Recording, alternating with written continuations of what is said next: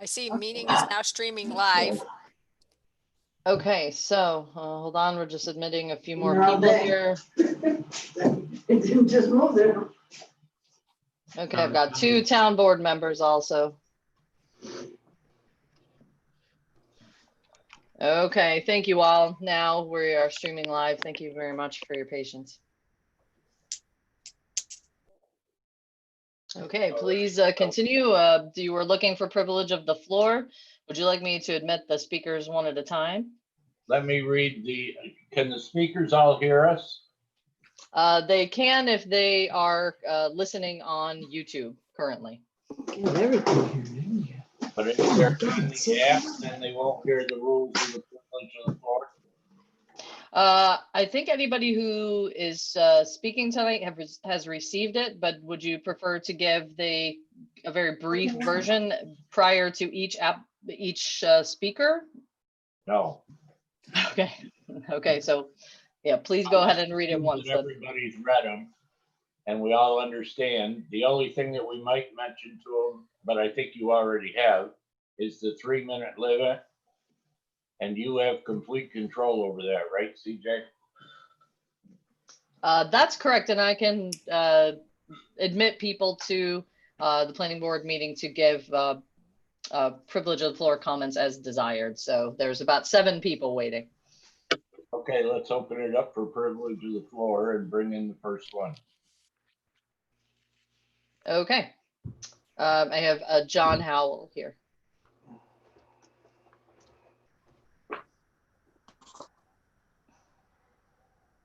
Hi, Jen.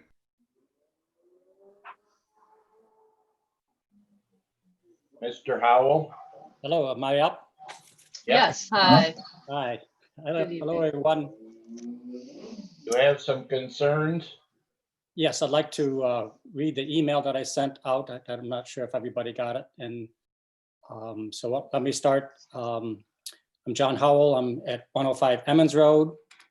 And I'm going to read an email that I've sent to the planning board and the Lansing Town Board. Can everybody hear me?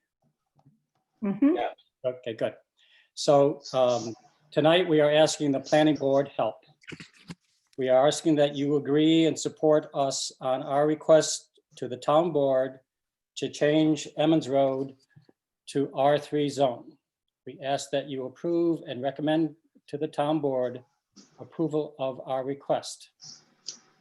As residents of Emmons Road, we are officially asking the town board to change the zoning of Emmons Road from the current RA to R3.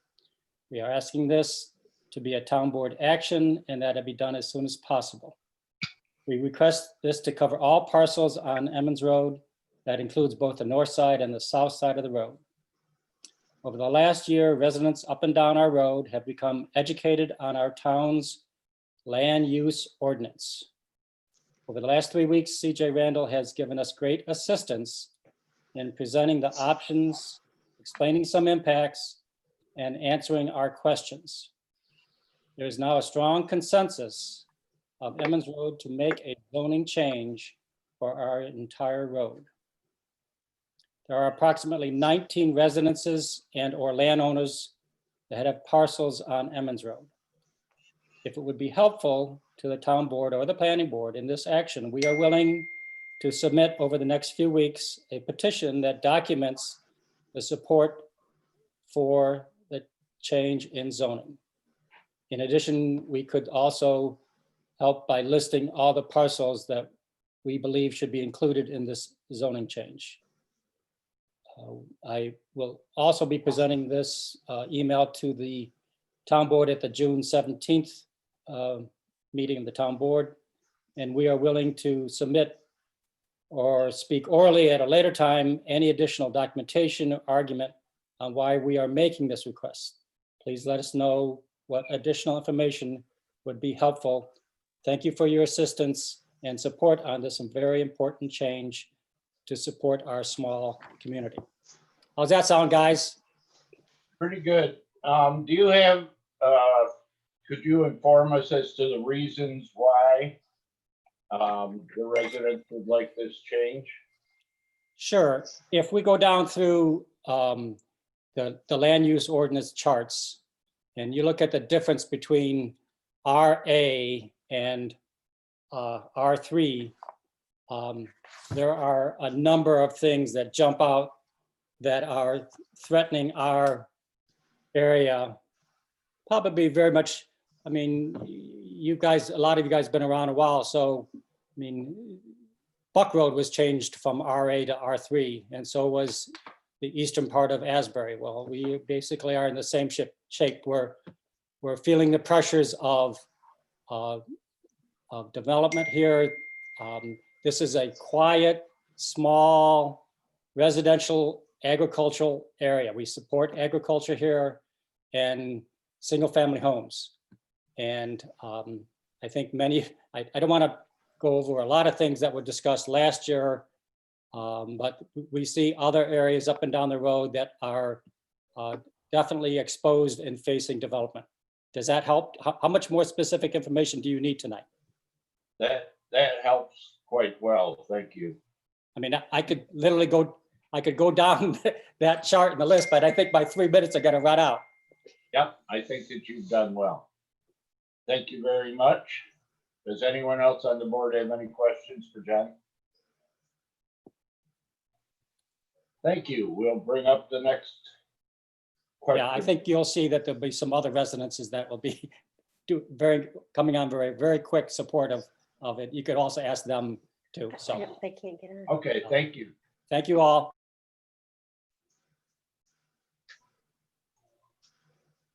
CJ, are we recording this session? Yes, we are recording and streaming live. Should we inform people as they come up that they're being recorded, or don't we need to do that? I believe it does show on everyone's screen, but we can certainly mention it, that this will be recorded for the public. It does show it up in the corner. Okay, We have Mike Sigler. go ahead, Mike. Hi, how are you? Thanks for having me. I was trying to get to watch this. I had to do it on YouTube. And just a quick suggestion is maybe we can go over that later on how to kind of make this a little more accessible. But I have a lot of concerns with this law, and that's why I'm bringing it in today is, I'm looking at this. I'm just hoping that maybe the planning board will consider taking R3 out of this law and not making it permissible in R3. I mean, if you look at the zoning, and that's, part of the reason I bought the house, right, is because of the zoning.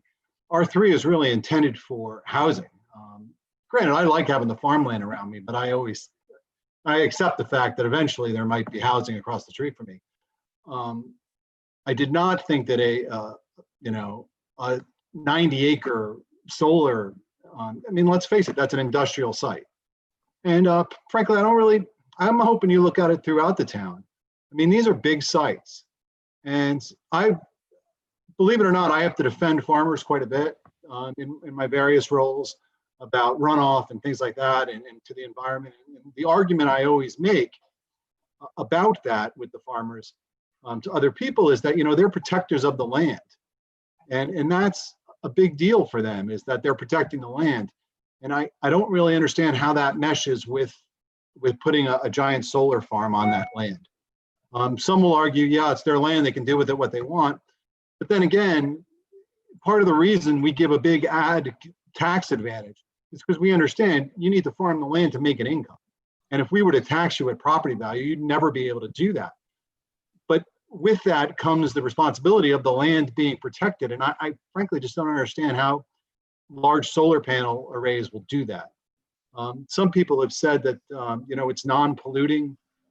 That's actually not true. I mean, the pollution is just shifted someplace else where they're making the solar panels. There's a lot of other reasons. I mean, I consider visual pollution. These will also have lights on them. So I understand, it won't shine up into the sky, but, I've had a mercury light out on the barn and it's, they're bright. So let's just put it that way. I've tried to protect the property here. My barn, apparently, according to the town historian, is the oldest barn in Lansing. I just spent, thousands of dollars to restore that because I think it's important to the town. And, we are a right to farm community. I certainly don't complain when they're spreading manure around my house in the wintertime because that's expected.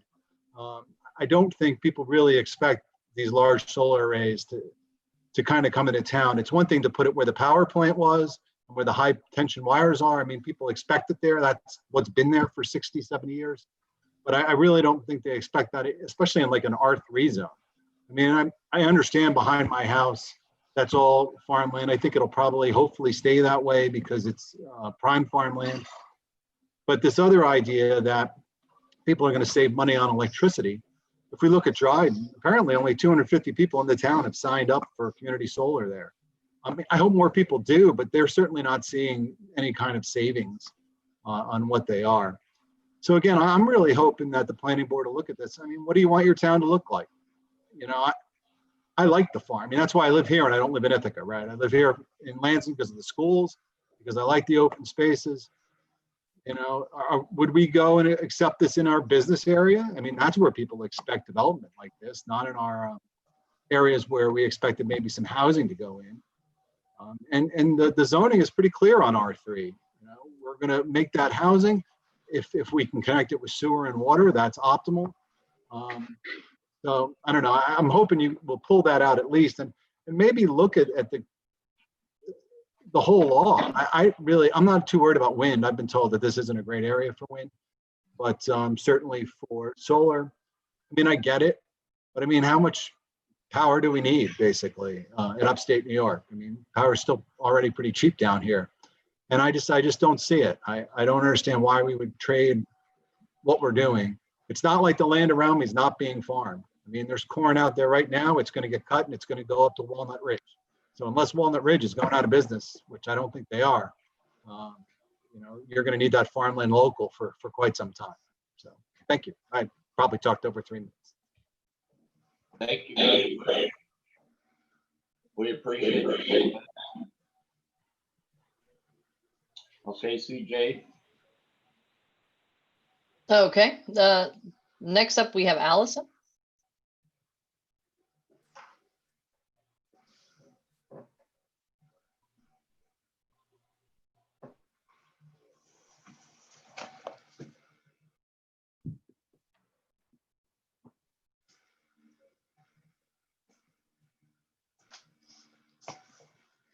Allison, are you there?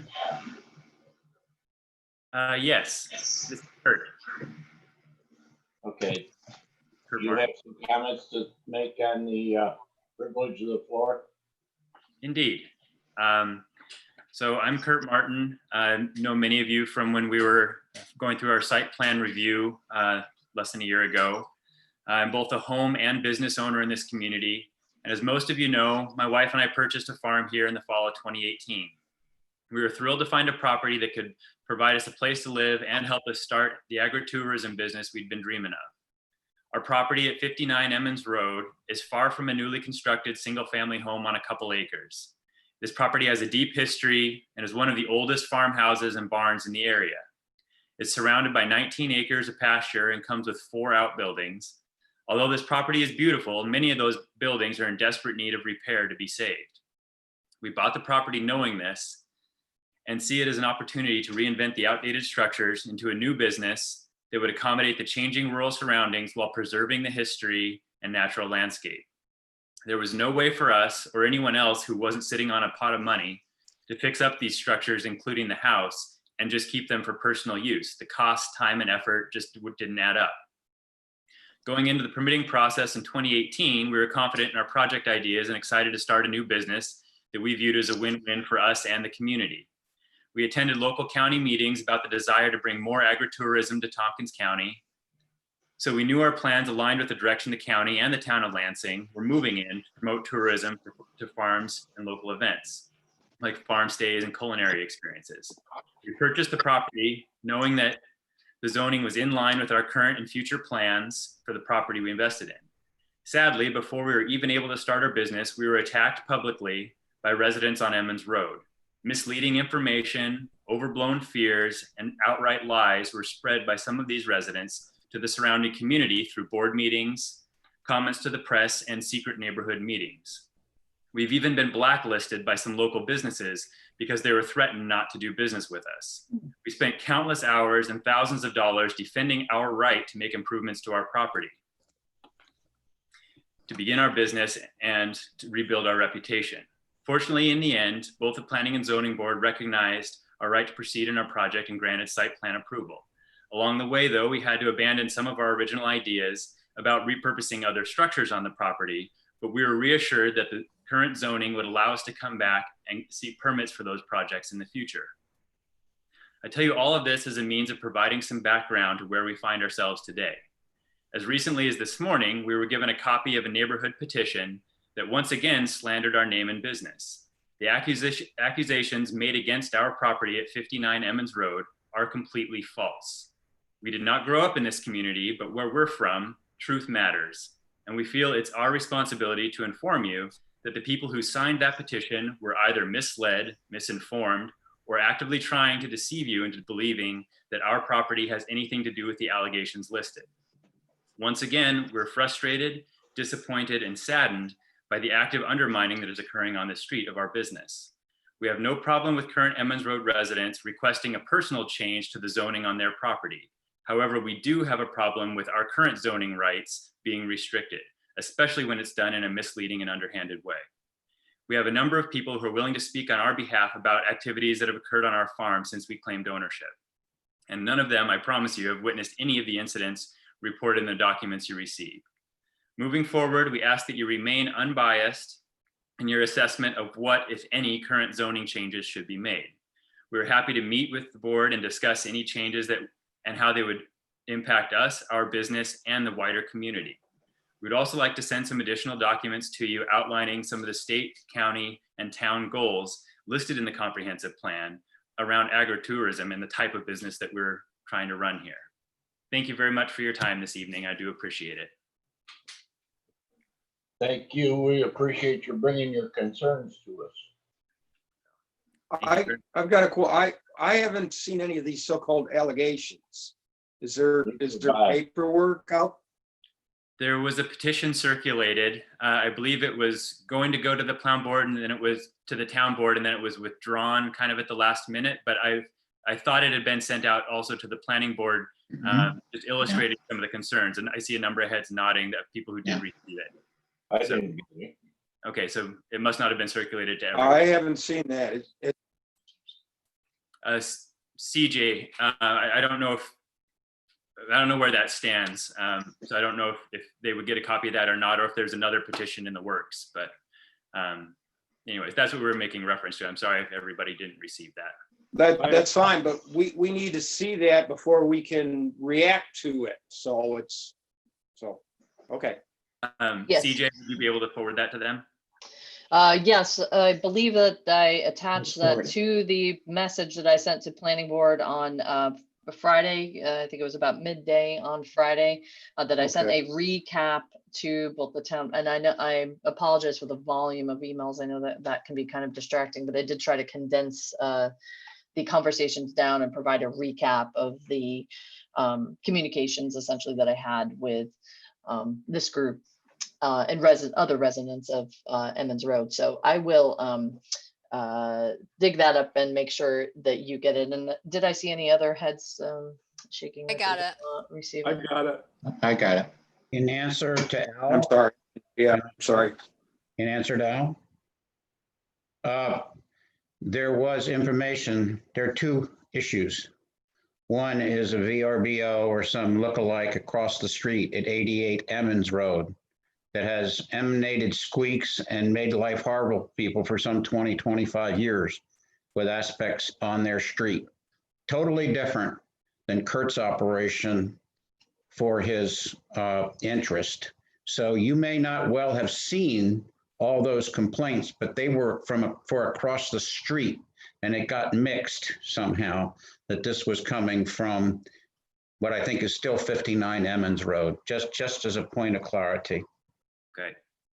So in other words, these accusations may have been made legitimately for 88 Emmons Road, but not for 59 Emmons Road. Is As far as I know, I don't live there, but I've heard complaints about 88 since I started farming down there. Okay, we were specifically named with those allegations, so perhaps the wording was unclear, but it sort of seems like it was written about us. So that's why we wanted to respond to it. Oh, you were named. You were named. Yeah. I think what Lynn is saying is that maybe these people didn't come from your property. Sure. And that's certainly the case. Yeah, it had nothing to do with our property. If these things occurred.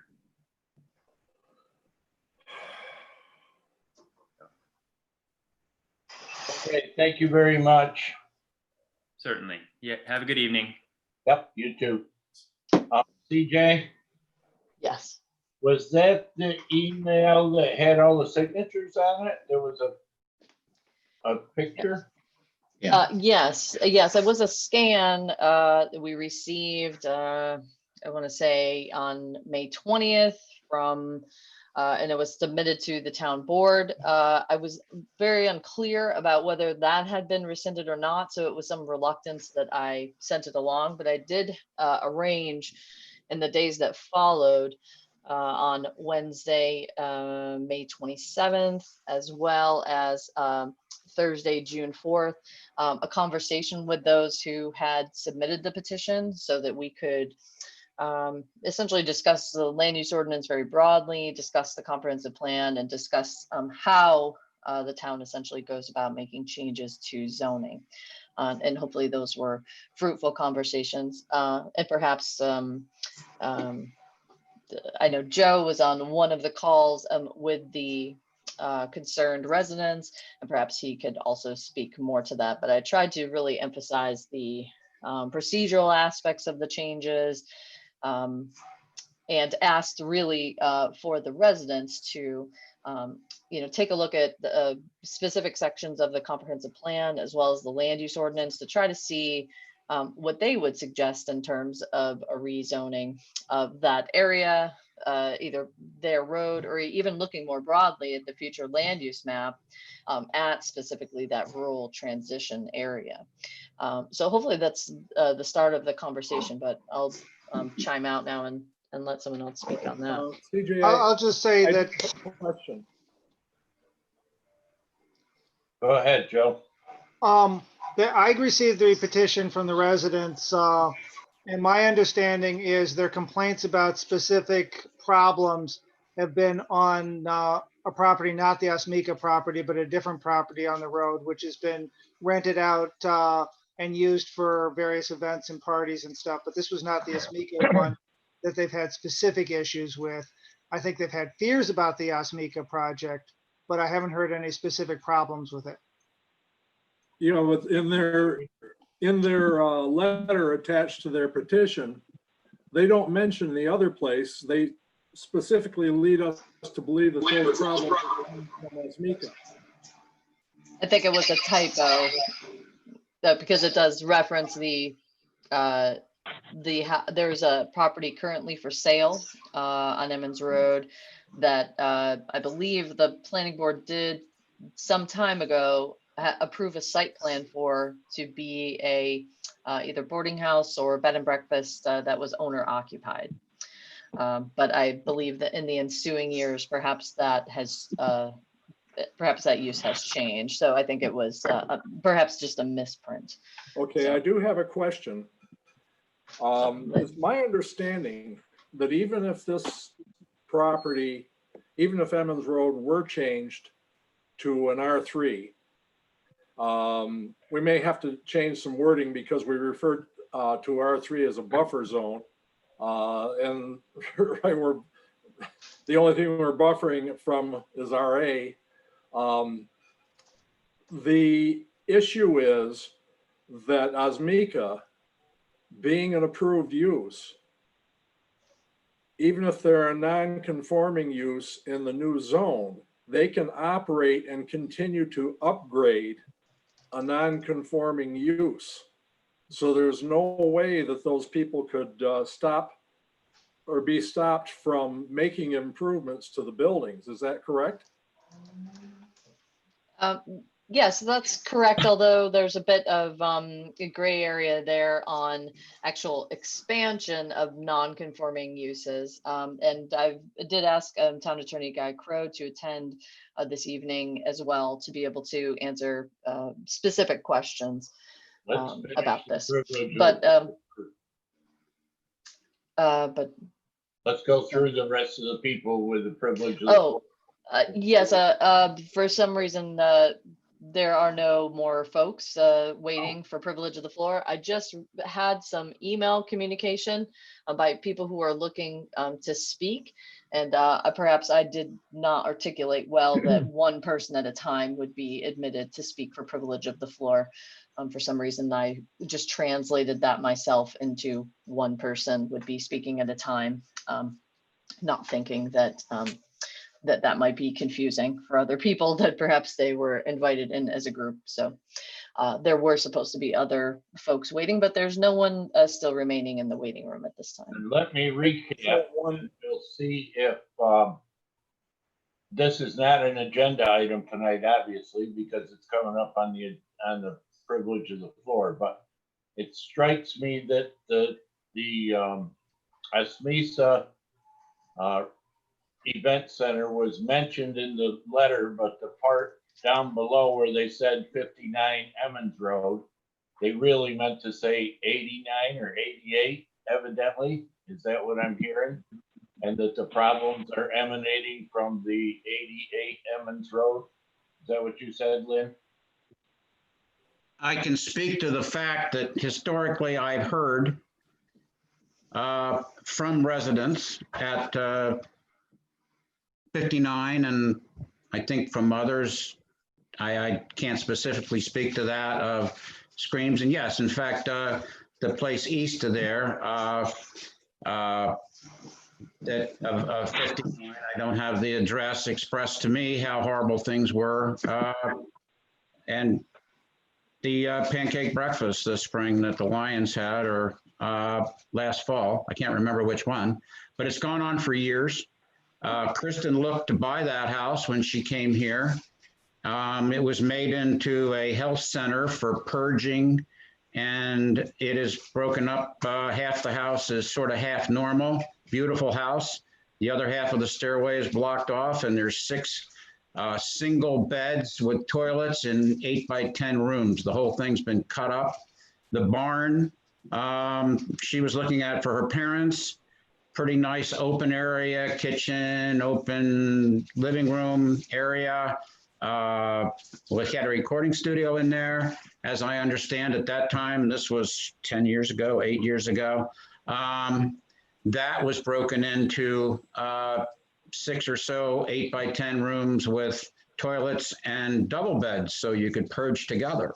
But what is being used now, I guess, is to use those rooms to house parties. I don't know what goes on there, but it's a VRBO or an Airbnb or something else. But it's had primal screams and people fixing themselves up with better healing for quite a while, as I understand it. So we'll need to put this on the agenda as a concern, but we'll need some more information and to straighten up the addresses of concern. Does that sound like the right way to go? Okay with me. Let's get it right. CJ? Perhaps it may clarify to have a amended petition, but I think more to the point, and my apologies for those who did not see the email that I sent out recapping this, but I did just want to give a brief synopsis of those 2 meetings. So I had 2 separate Zoom calls where I spoke with between 6 to 8 people who expressed a concern about being in the rural agricultural zone, specifically because of the broad range of uses that are permitted there. And so there was specific concern about noise and then short-term rentals, which I believe we've touched on in discussions here, but we have not pursued in depth. We can talk more about that this evening.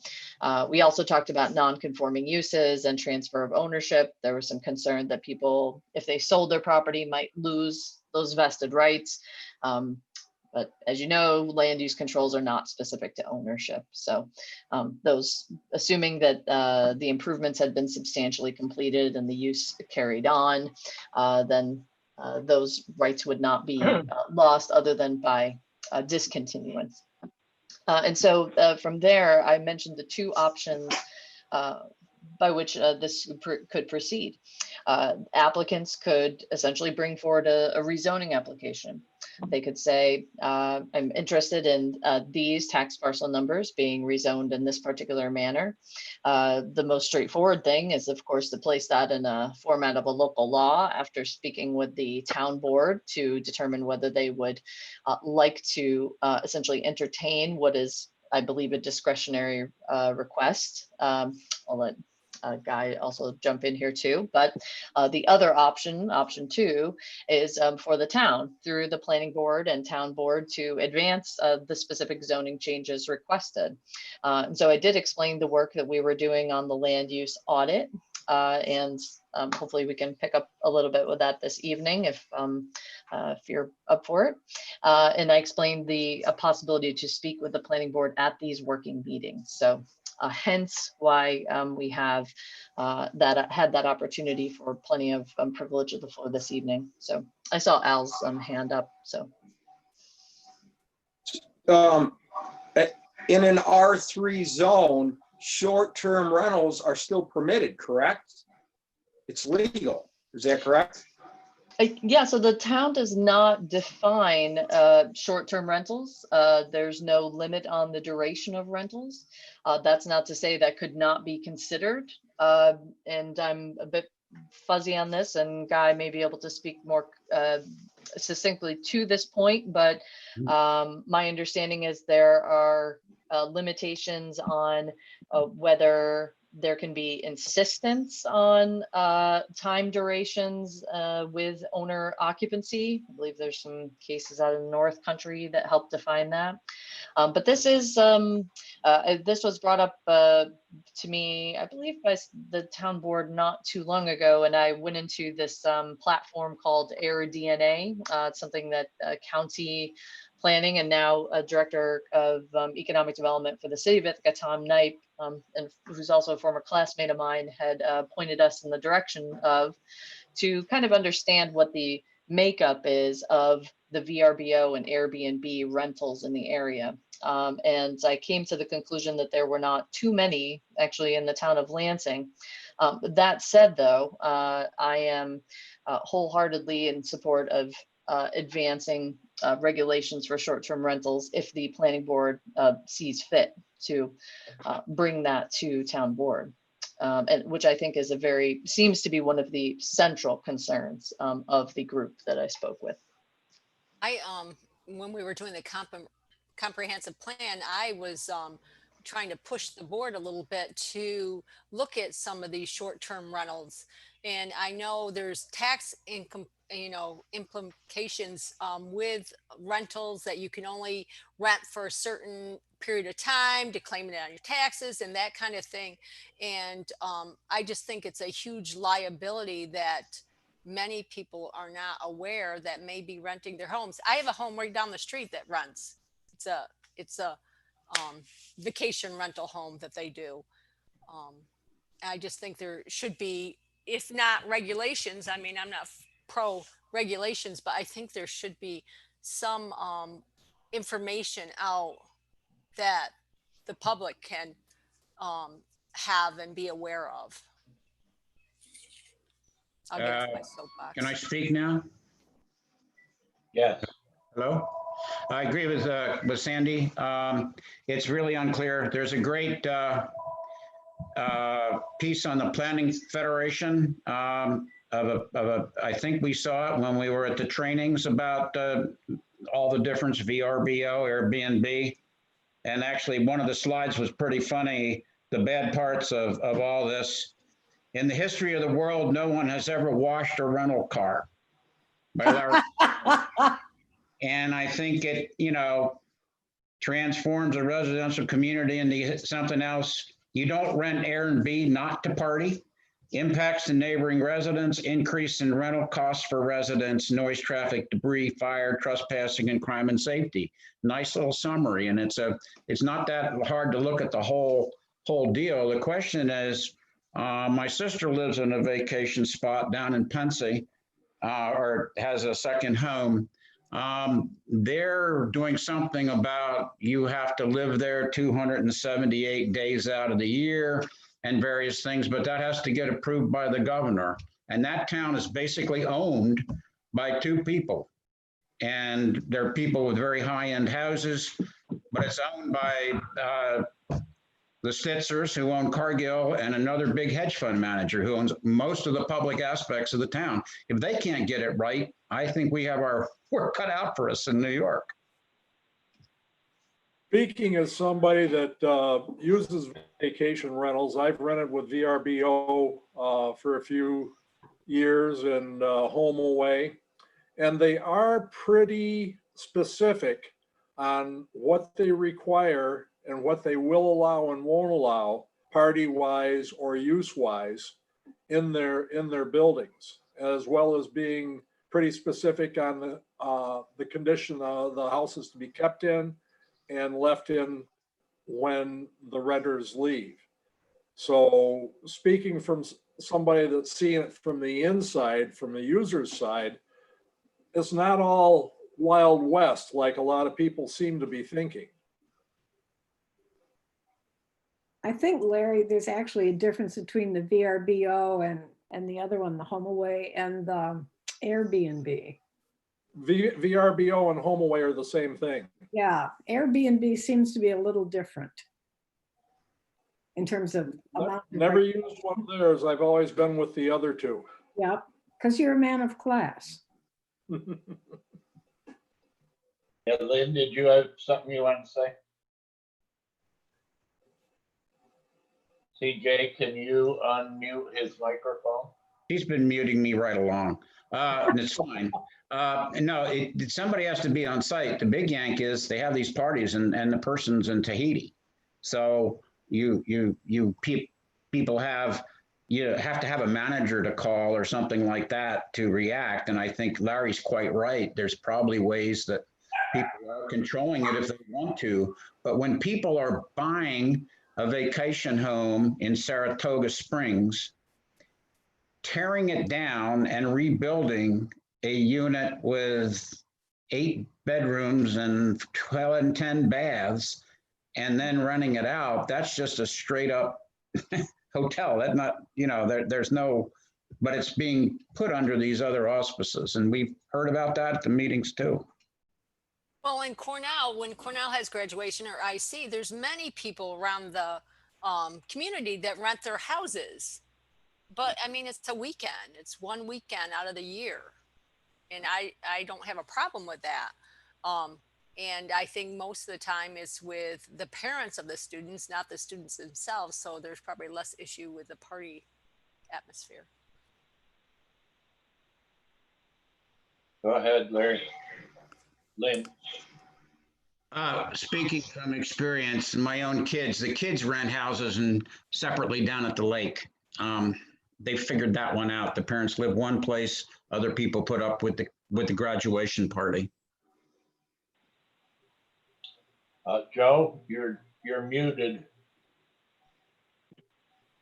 Yeah, at TCOG, I've heard that both the town of Ithaca and I think Ulysses have been putting together short-term rental laws. And I think the way they've been doing it is kind of staggering it. So if you rent your house out for less than 30 days a year, there's one set of rules. If you rent it out for longer, there's a much more strict set of rules, so that people who want to rent their house while they go on vacation and just do a swap for a couple of weeks don't get affected as much as somebody who's renting it out every weekend or all summer long. And I could get copies of their model laws and we could look at those if you're interested. I think we would be, so the copies would be nice. Yeah, Yes. Al? Yes, Okay. Joe. I think we need to hear from Guy on how much control we can implement. No? Yep, I think that's a good idea. Guy is, have you got anything to add, Guy? Well, if you're gonna get local laws, I know the Village of Lansing is dealing with rental impacts, specifically using Airbnb and related services to host events at a facility. So with Airbnb comes a lot of other potential issues that are outside the scope of what you might normally consider an accessory use or a home occupation. So Joe is essentially right. I represent some of those municipalities that are writing those laws right now. And there is a distinction between an isolated, periodic, non-recurring, non-continuous rental and someone who's basically just flipping it out with a cleaning spot in between where they're renting it, 180 plus days out of the year.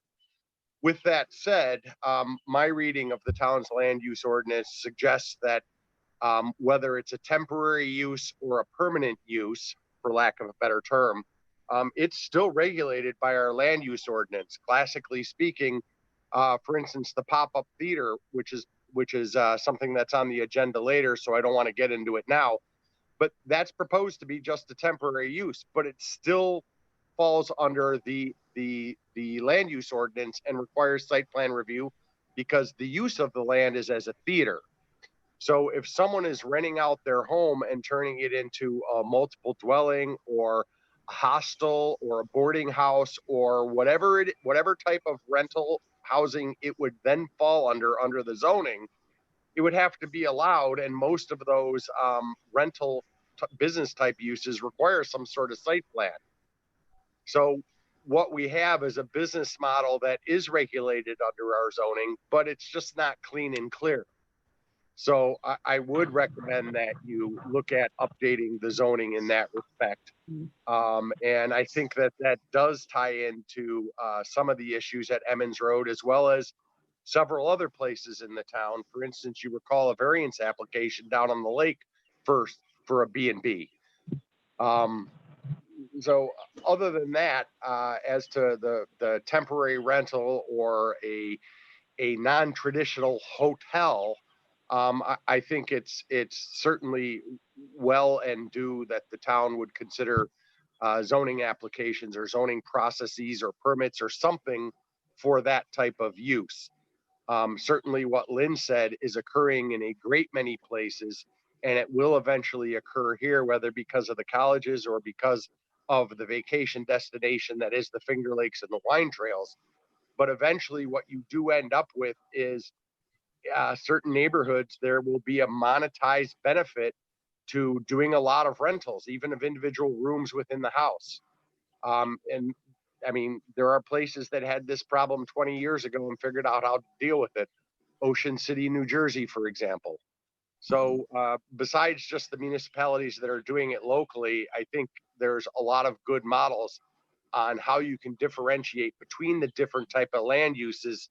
So, you don't have a one size fits all type of netting. Because I think the one weekend out of the year doesn't necessarily implicate substantial long-term impacts on a residential neighborhood. Whereas hosting dinners for 3 people every weekend and renting out several bedrooms in your home every week, 52 weeks a year, does potentially have an impact on a residential neighborhood. And I think understanding how to review that impact and whether it should or should not be allowed on a per zone basis or permit basis is something the town should take a look at. Are there health department or code enforcement aspects to this that need to be addressed as far as exit signs and exit devices and not having people locked into, not having doors locked that people can't get through in case of fire, et cetera, et cetera? I don't understand what happens with the Airbnb from that standpoint. Well, I think Lynn would be better qualified to go into the details of the code, but one of the things that, for example, in the towns that are looking at this, in the villages that are looking at this, is they are in fact discovering that there are some health department regulations. There are in fact some zoning or code regulations, including fire access. And there's also some tax issues there. that when you're operating a rental business, you're supposed to be registering with the county and paying a room tax, which supports a whole lot of things in this county. So there's a lot of layers to this business that are regulatory, but first and foremost, to the person next door, the zoning's the one that they measure and see the most. But we don't have a zone where this would be disallowed, do we? Yeah, I think we do. Along I don't, the- I would have to determine, I would have to work, or Lynn or CJ or someone would have to figure out how you would classify the use based on the use. Is it a boarding house where they're renting a room? Is it a mother-in-law apartment that's being let out for short-term rental? Certainly, if you're allowed to have 2 units on a property and it's been inspected and approved for that, then that would seem like it would be more allowed. The question is, by renting it for profit as opposed for residential occupancy, does it become more of a commercial enterprise as opposed to supplementary residential income? And I'm not sure how, under a zoning paradigm, you draw that line for the homeowner. Because ultimately, when an application comes before the planning board, you're not adjudicating the rights of the neighbors, you're adjudicating the rights of that applicant landowner. So there is a point at which it is no longer just a mother-in-law unit or a apartment renter, a 1-bedroom apartment that helps defray the taxes or the expenses or whatever. There is a point at which it's really more of a home occupation and it's non-traditional. I know there are some properties in town where they've got 4 bedrooms and they have 4 rentals every week. And that's more common along the lake, but that's not really a residential use anymore. So there's enough gray areas that I think it needs to clean up, but I also think our current zoning does prohibit certain types of occupancy in certain zones. Ironically, in terms of residential flexibility, R3 allows the greatest diversity and density of residential use. So I think that probably a pretty careful look at the Emmons Road situation would be in order, because if it's correct that they are concerned with 88 Emmons Road and not 59 Emmons Road, then R3 would actually probably do more to legitimize that use than to regulate it. So I think to really understand what was that was my concern. Yeah. Yeah, to really understand what was intended by the petition, I think you have to find out who drafted the petition and ask that specific person or those specific people, what did you intend here? This is what it says. Is it accurate?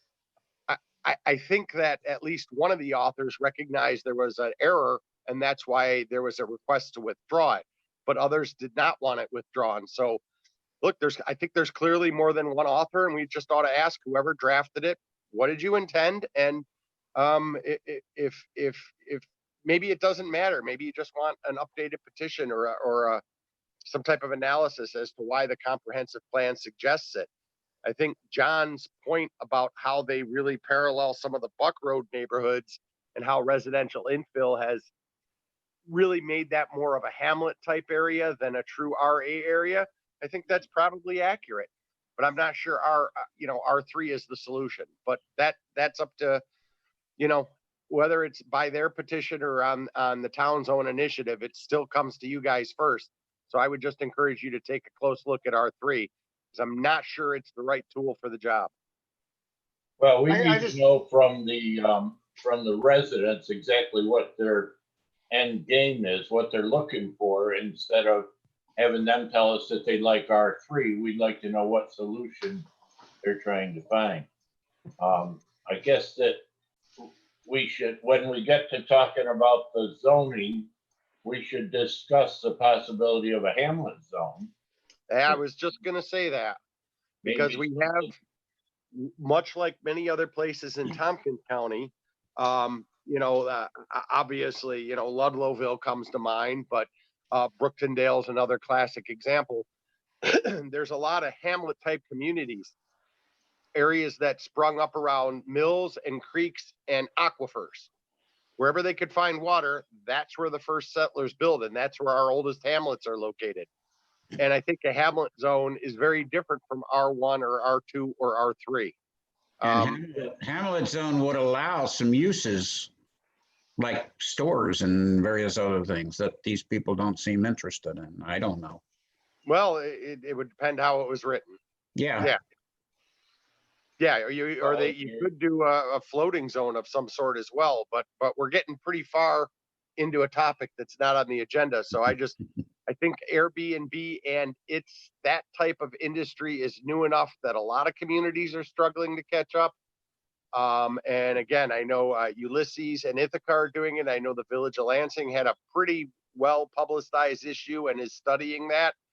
And given that their pressures are probably going to be pretty similar to ours, since we're on the same side of the lake and in the same geographic area, there might be a lot to be learned from what they've discovered already.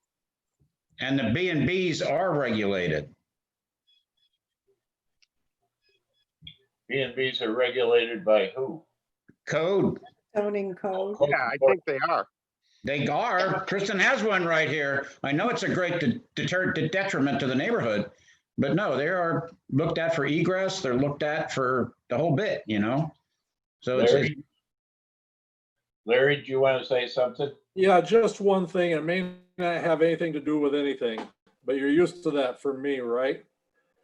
Based on things that I've heard around the community this week, and based on how I read that petition, I think it was a direct attack on 59 Emmons Road. You think there's a what? I think that petition was a direct attack on 59 Emmons Road. Based on what I read and based on things that I've heard around town this week. 59 is the Smisa farm? Yes, sir, it is. I based on the face of the petition, that's clear. Whether that was intended, I think what you're saying is that you have heard things that say it is. I say find out who actually authored it and ask them. Yep. Or get a new petition. The petition was given to me by Patricia Van Avery, so that's your source. Well, we need to find out exactly what the desires are here and where we could be of help. I mean, changing to an R3, I don't think is the solution. And there seems to be some concern about solar panels, which the state is sort of forcing our arm on in some cases, but we may have something to say about it. They may have is there a plan for somebody to put a bunch of solar panels up in the fields behind their houses? No, I think that was down in the R3 on Asbury Road, wasn't it? Wasn't that what Mike was talking about? I thought so. Down in the R3 on which road? Asbury Road. We have solar panels on Asbury Road a bunch. Don't know where he was getting the information, but that's, to me, that sounded like where he was talking about. Oh, I thought he was referring to Emmons Road. I thought he was talking about the solar law and saying that R3 shouldn't be, the Schedule 1 for R3 shouldn't allow or permit what it does in the solar law. That's how I interpreted what he was saying. Yeah, me too. That's why I would think he was talking about another area entirely. Privilege of the floor is a little wide. Yep. Excuse me, everyone. Excuse me. This is Ed Levine. Is Doug Dake on tonight? If he is, I'll be quiet and I'll address your answer or your questions later. He is now. All right. May I speak for a moment? Yes. He was referring to Peruville Road. There is a lot of action going on with leases right now for solar. And a lot of it has to do with the economic conditions. A lot of it has to do with availability. A lot of it has to do with large solar companies now being very aggressive. And he is, I believe, speaking of his own house, which is right on Peruville Road.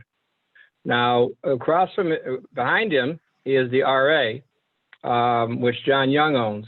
But across the road is R3, and that's what he is concerned about. That's what I thought.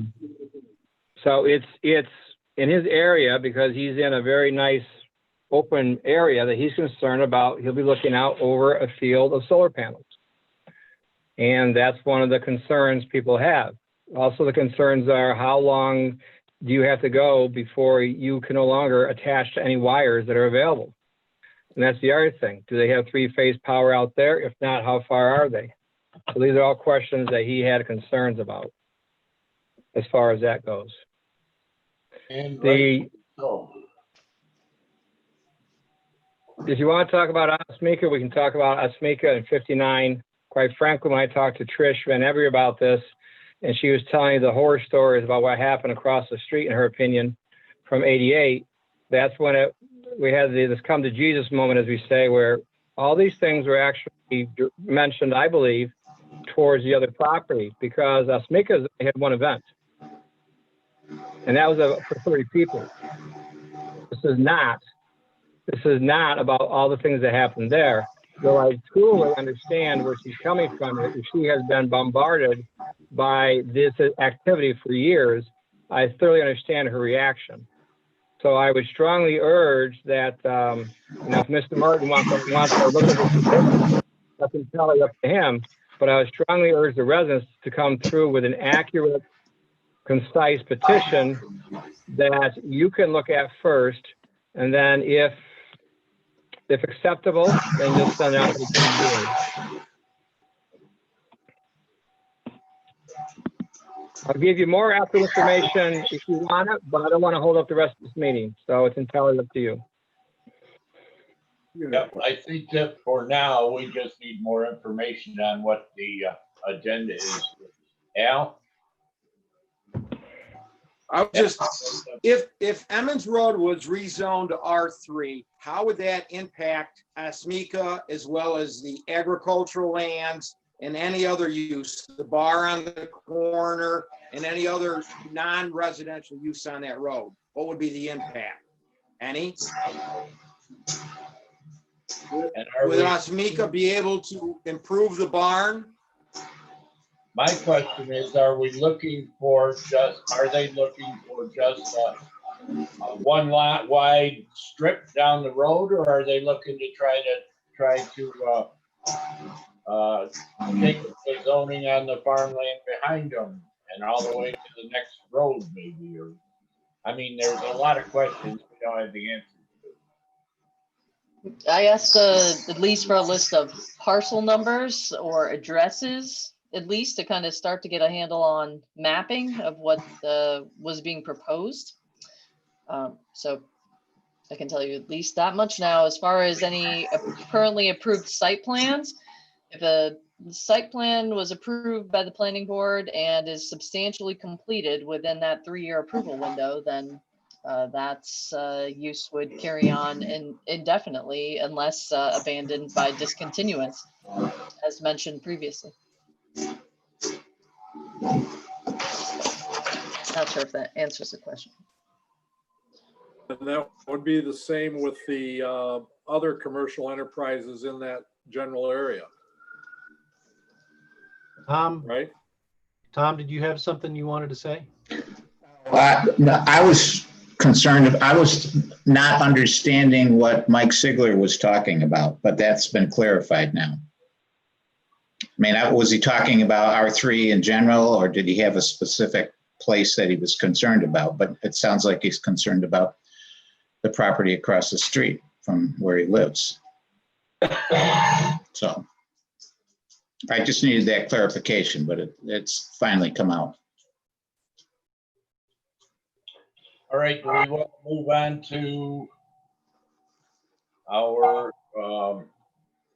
what do we call it here? Agenda? Right, on to the audit. What number have we stopped on? We stopped on number 30 and we would start on number 31. I think CJ sent a link to it online, so you can look at it that way. Or if you still have your printout from the last time we did it with all the extensive notes that I'm sure each one of you put on it, you might pull that out.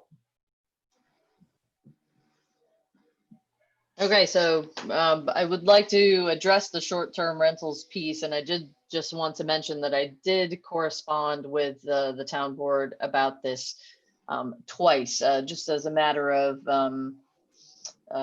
responding to kind of general inquiries, once in September of 2019 and then again in February of 2010. And so I would like to forward that to the planning board to kind of show what I was thinking at the time, as well as some links to some information I think you would be interested in about it. So I just wanted you to know that was not forgotten. Okay, that sounds good. All right, so let me just bring this up here.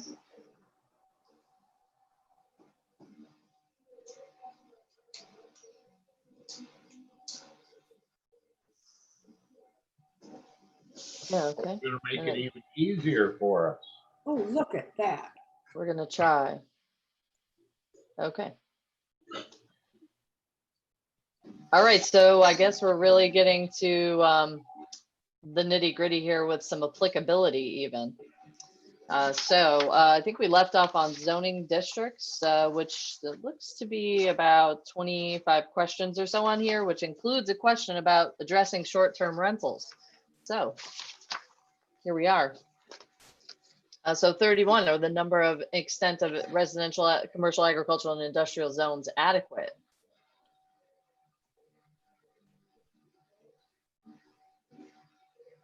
My initial comment was refinement is needed, and I really think we're going to wind up needing more, but we're going to need careful definition. Careful definition of some of the differences. I agree. And just to clarify, I believe that the planning board spent significant time on definitions. Is that correct? Because I believe in the drawer there's like a thick paper. Okay. Associated with definitions those. of the districts and sub-districts. If we're going to be refining things, we're going to have more things like what the two sub-districts that we added down by the school and over on Triphammer Road. They're going to need some kind of delineation. And do either of those zones, I'm not familiar with those, but do either of those have a hamlet-like quality, perhaps?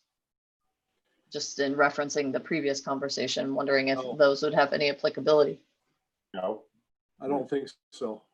Okay.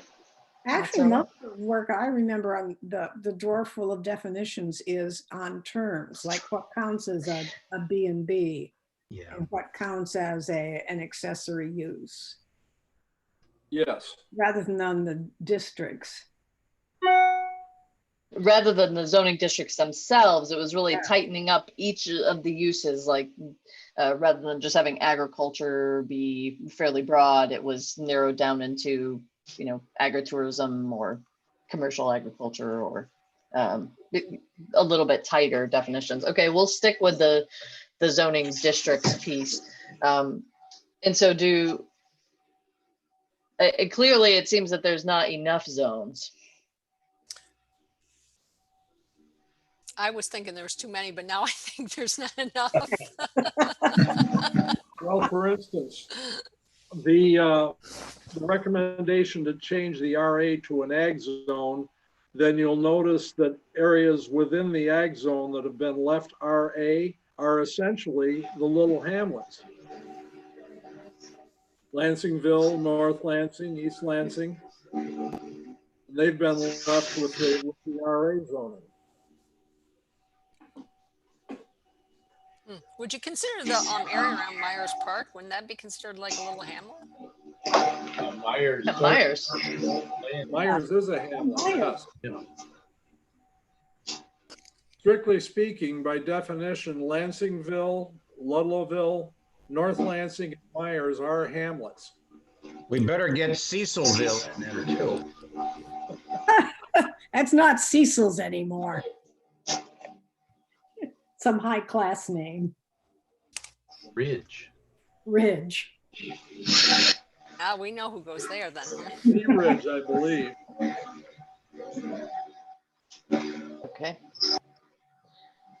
Okay, so we just, We'll want to think about the definition for hamlet zone.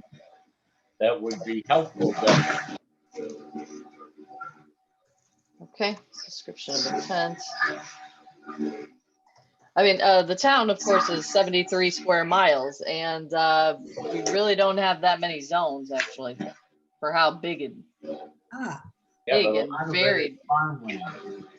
That's true, but there's a lot of varied geography in the town. So that might be it sounds like I'm hearing that at least entertaining a hamlet zone could be wise. I would agree with that. And we started out with 48 precincts in 95, so we don't have that Right. many.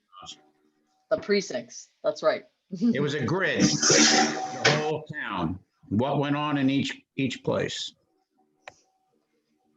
I think you suggested at some point, yeah, 48 precincts on the grid would, I think that might be heading in the direction of maybe too many. I don't even think like. Yeah, that's how we ended up with the ones we've got now. Okay, so I just want to kind of go over these broadly. I'm having trouble hearing. There's some kind of noise. Yeah, there's a lot of back yeah. feed or something going on. Sounds like somebody's playing a pinball machine. I think if people mute themselves when they're not speaking, it'll cut down on some of that background noise. Okay, nice. Thanks, Joe.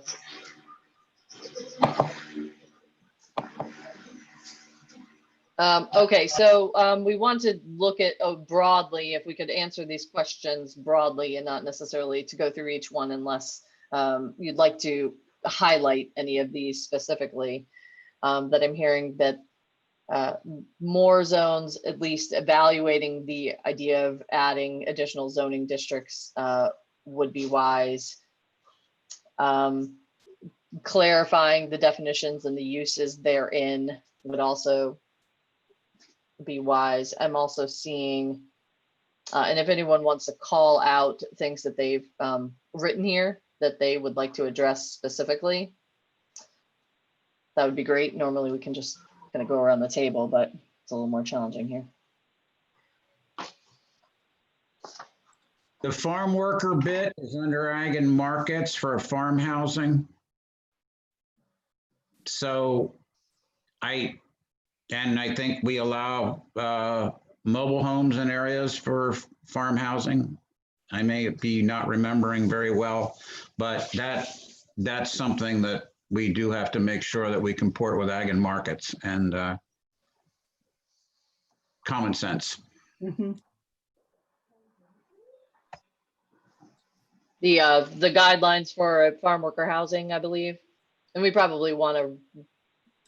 I don't know if that analysis was done previously, where you run the zoning against or the land use ordinance against the existing guidelines or the current, I should say, guidelines from Department of Ag and Markets, but that certainly never hurts.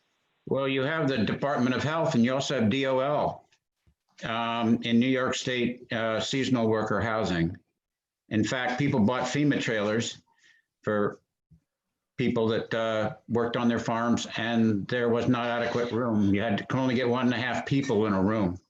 So they're quite regulated. Good enough, not good enough for worker housing. Okay, sorry, I was mentioning New York State Ag and Markets guidelines in relation to zoning, since of course they have a little bit of say and a right to farm community about something they would consider to be unreasonable. But Lynn, I'm hearing more about Department of Health and Department of Labor guidelines that we might want to also Yes. reference or include. Okay, got it. Okay, excellent. Okay, so I'm seeing that refinement is needed on zoning classifications.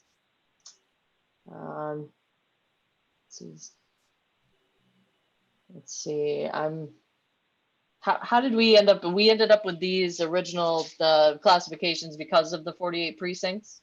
Yeah. Is that how these came to be? Okay. Yeah, there was a feeling on the board that there was just too much refinement, too many different things. That's how so many things got lumped together. And that's why so many things were left lumped together in the RA, because at that time, the people that lived out there didn't want any restrictions. You've heard the long story, right? With a half split town, the only town in New York State by special act to be half zoned. And we won't go into dark history, but this was the idea. People don't want zoning. We'll call it zoned agricultural. And as Tom called it, the reckless abandon. It's not, it's not zoned. You can do anything. Well, we've got to pull that together.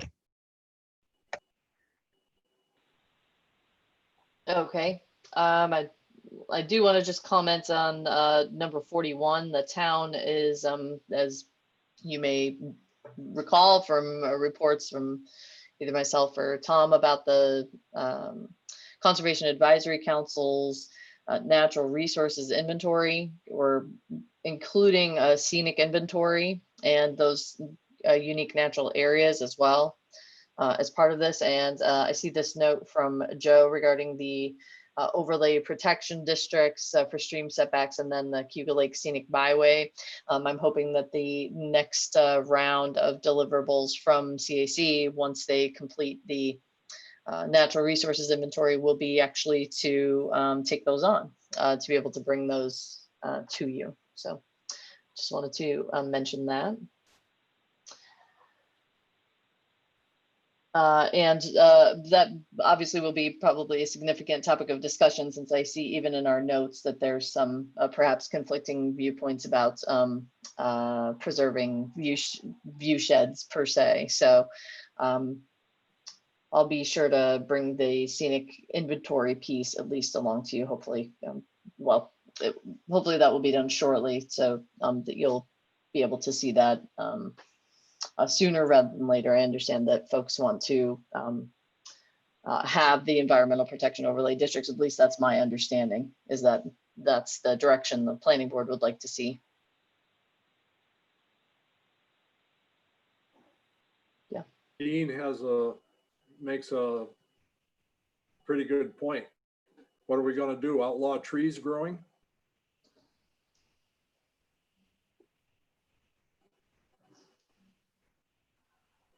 Well, Only it is the a fact that we drove invasive up, species. we drove up through Lake Ridge up the road to go out to Emmons Road today, and I looked out over there. You used to be able to drive down through there and see the lake almost the whole length of the road. And today the green is beautiful out through there, but it certainly does limit your view shed, Larry. Boy, those piles from Nice Egg's coal ash dump, they block a right out in downtown Lake Ridge. Can't see a damn thing.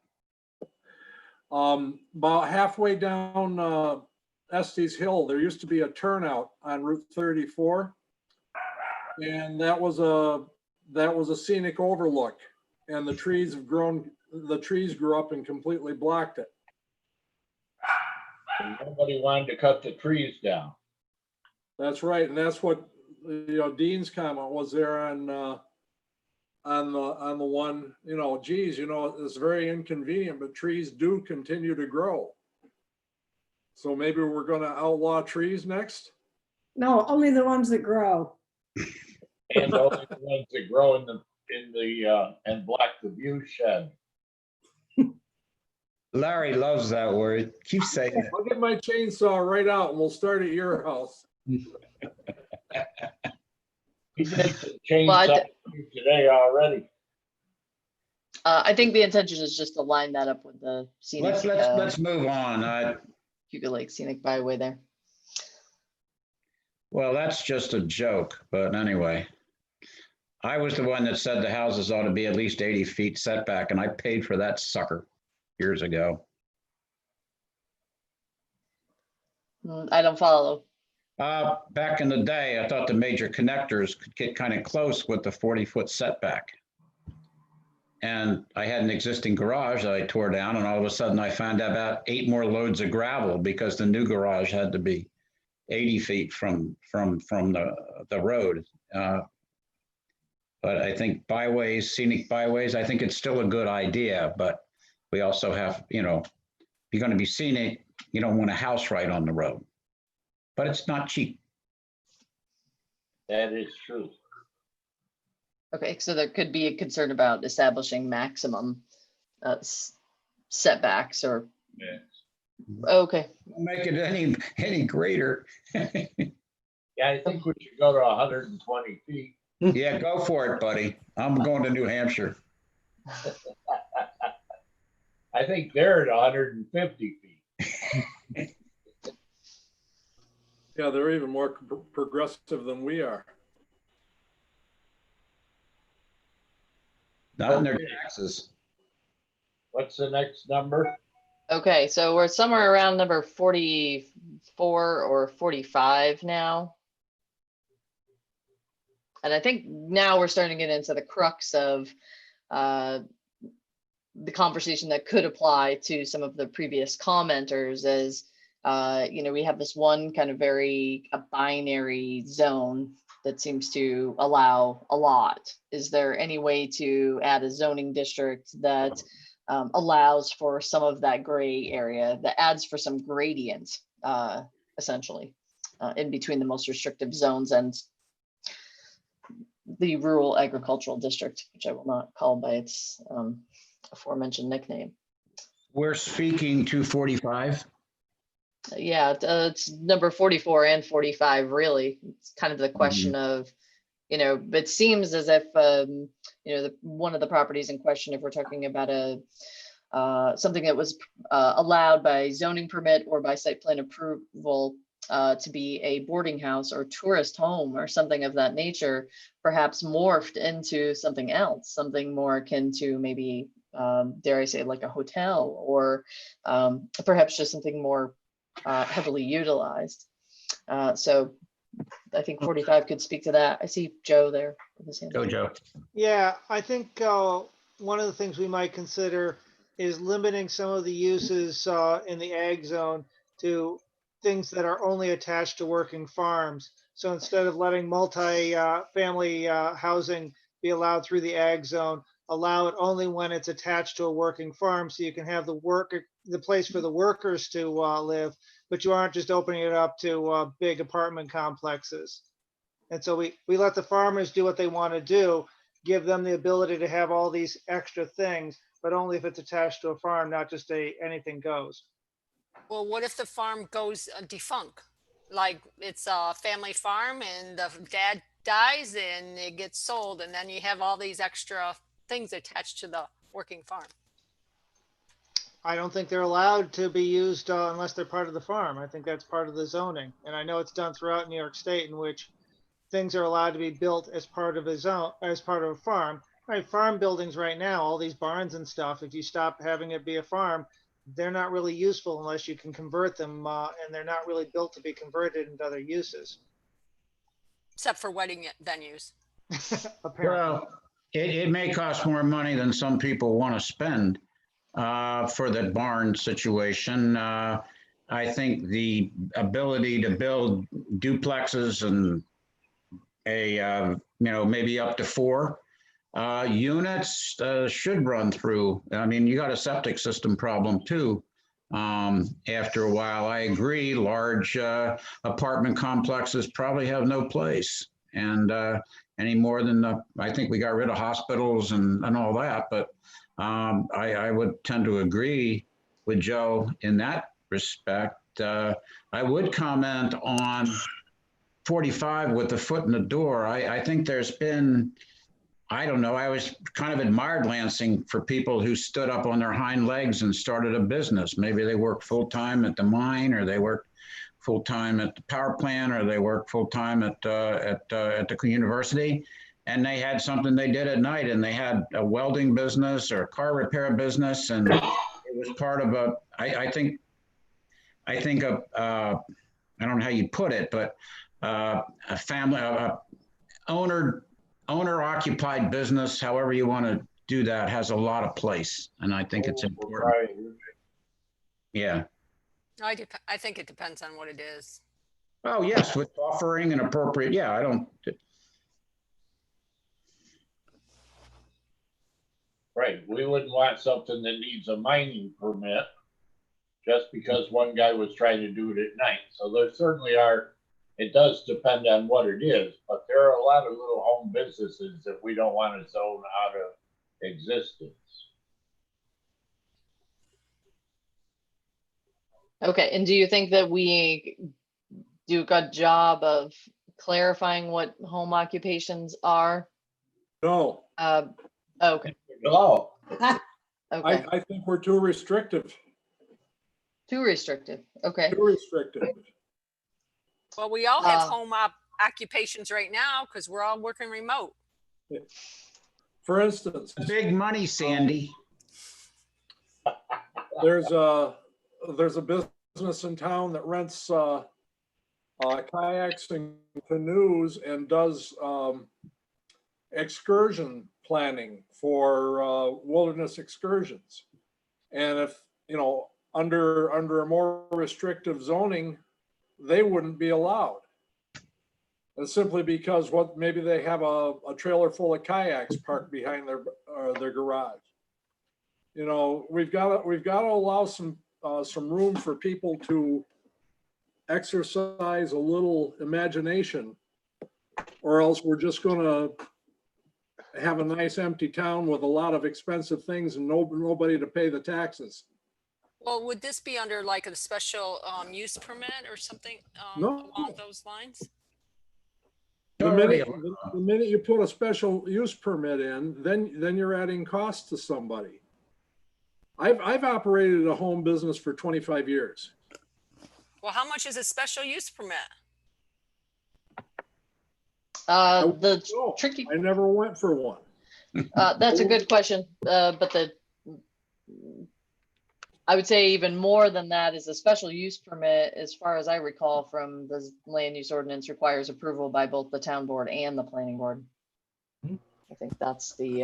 Isn't the soccer fields running on a special use permit? Approval road? So. They have to renew every so many years. Right. I think that definition that she's got up there is a pretty good one. Mm-hmm. That's trying to say exactly what we're talking about. So this is the special use criteria currently. So if you could meet all of those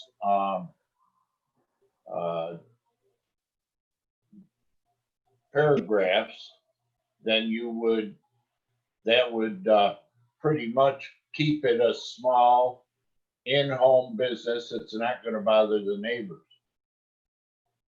I imagine town attorney might have some comments about this being a bit vague. You know, there are a lot of things in this list that cannot necessarily be quantified.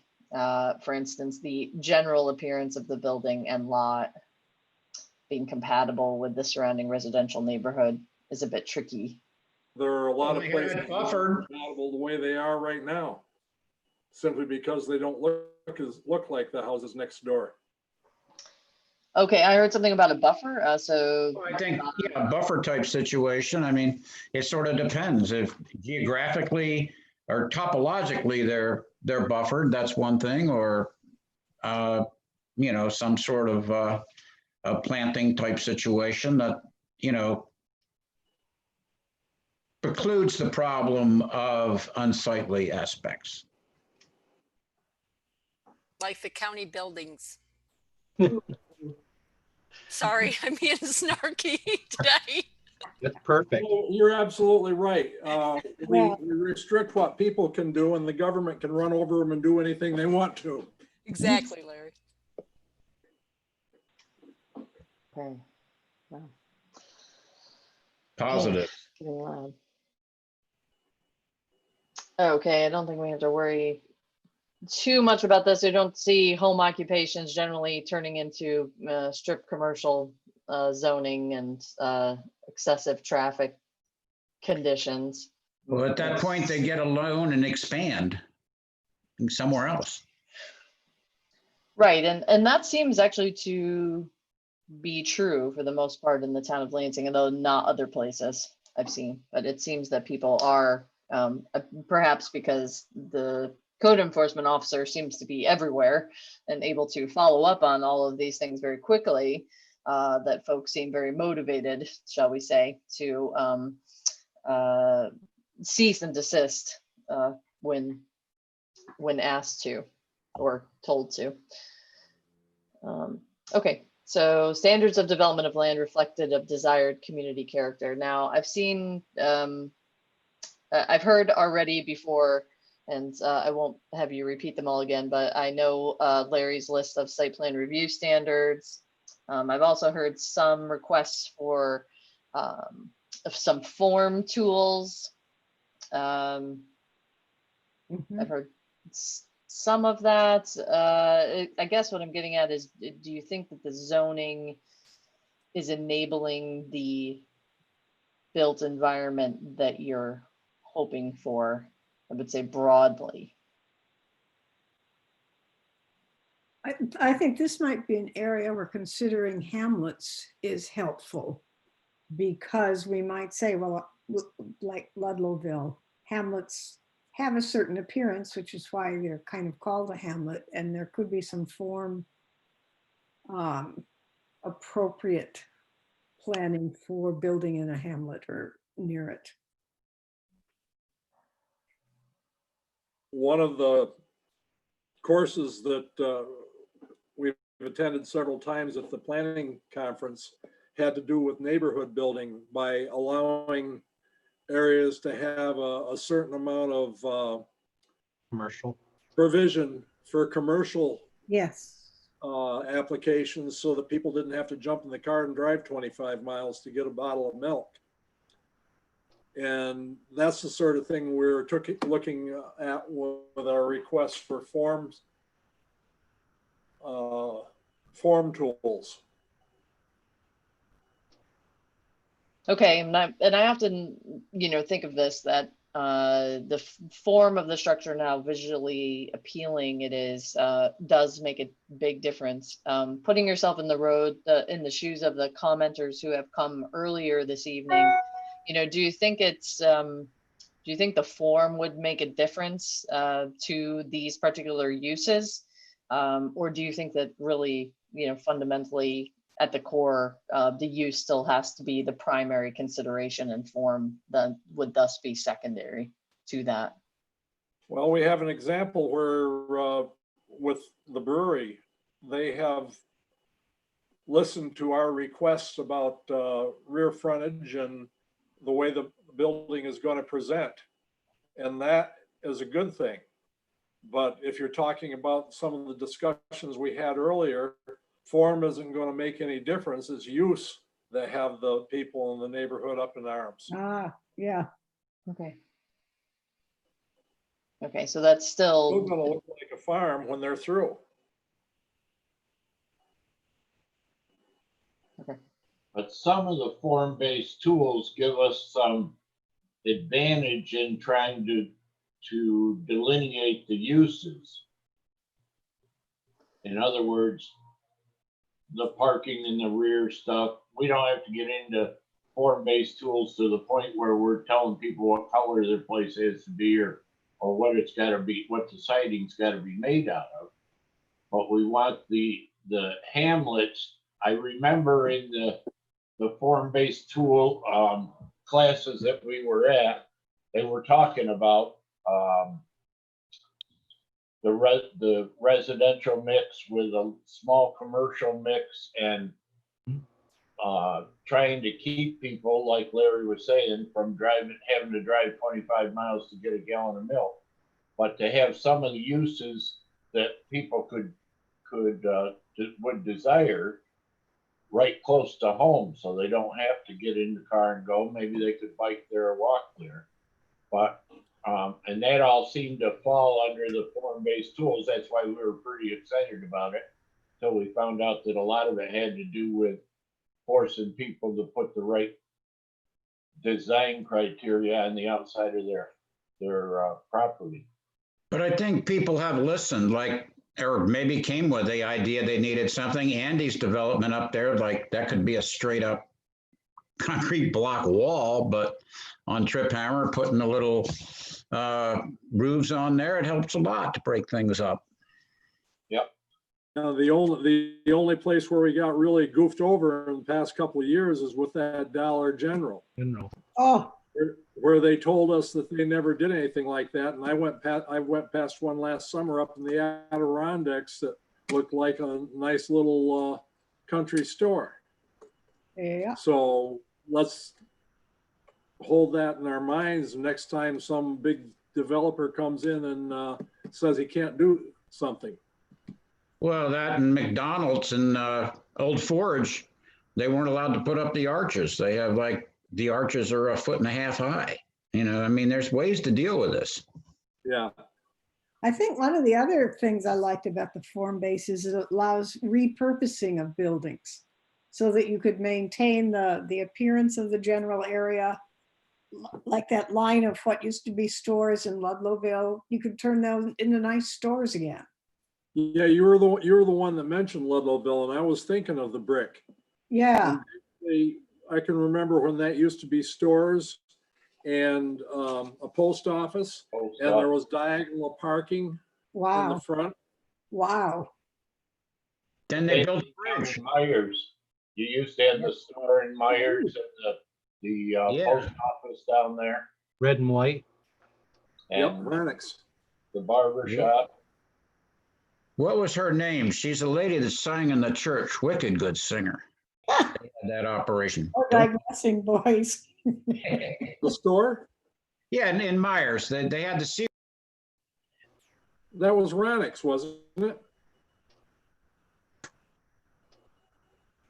Lynn, I think that you muted yourself, or CJ got tired of hearing. There we go. Shit, good idea, CJ.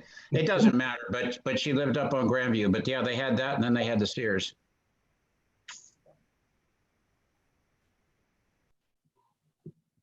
Okay. So existing buildings, and that's something also that I've noticed is not entirely clear from the zoning code, whether or the existing land use ordinance of how existing buildings can be repurposed. It's a little fuzzy on that, as I know that there is some interest in repurposing some older buildings, but say an older building is too close to the road. Does the planning board think it should have to go back through a variance to be able to be used again for something different? No. Most definitely. As a matter of fact, that's an excellent reason to make them use the lot behind to have reverse frontages. And that's what they did in Saratoga Springs to repurpose some of the existing buildings. They were too close to the street, so they made them use reverse frontages. And they did allow the repurposing. As far as putting restrictions on repurposing, a lot of that depends on what's structurally possible with the existing building. You know, we shouldn't start to pontificate too much on thou shalt do this, because there are certain things that to reuse these buildings, they're going to have to be brought up to code in a number of ways. And you might end up with a tank manufacturer right in the middle of Lansing or something. Who? A tank manufacturer, somebody building storage tanks. Oh, those tanks. Yeah. You know what I'm talking about, Lair? Right You're side. talking about the one that's there now that builds Yeah. the component for Yep. the space station? Yeah, that keeps getting bigger and bigger. Yeah, It doesn't exactly fit in with the rest of the general area. no, it didn't. It didn't. when Which it one is started. that It was again? a little brick one-story building. AES Advanced something, is that what you're talking about? Oh, you mean Is it advanced Portland design Building? consulting? Advanced design, yeah. Yeah, they're making magnets and stages typically for synchrotrons. They were making tanks. They were making fuel tanks, weren't they? They had to, the last time they came in front of us, they had to put a extension on the building because the tanks they were making were for NASA or somebody and they had to be longer. Yeah, they were doing something for NASA. They made a large tube that they sent down to Australia that had a big rail system in it for some kind of inspection regime that required the building to be longer. But I mean, that's Cargill, and there's a convenience store there, and fire department. It kind of fits. I think that building sticks out like a sore thumb in the middle of a bunch of residences. A lot of the residences across the street have all been taken out by Cargill. Yep, that's true. And they did plant trees.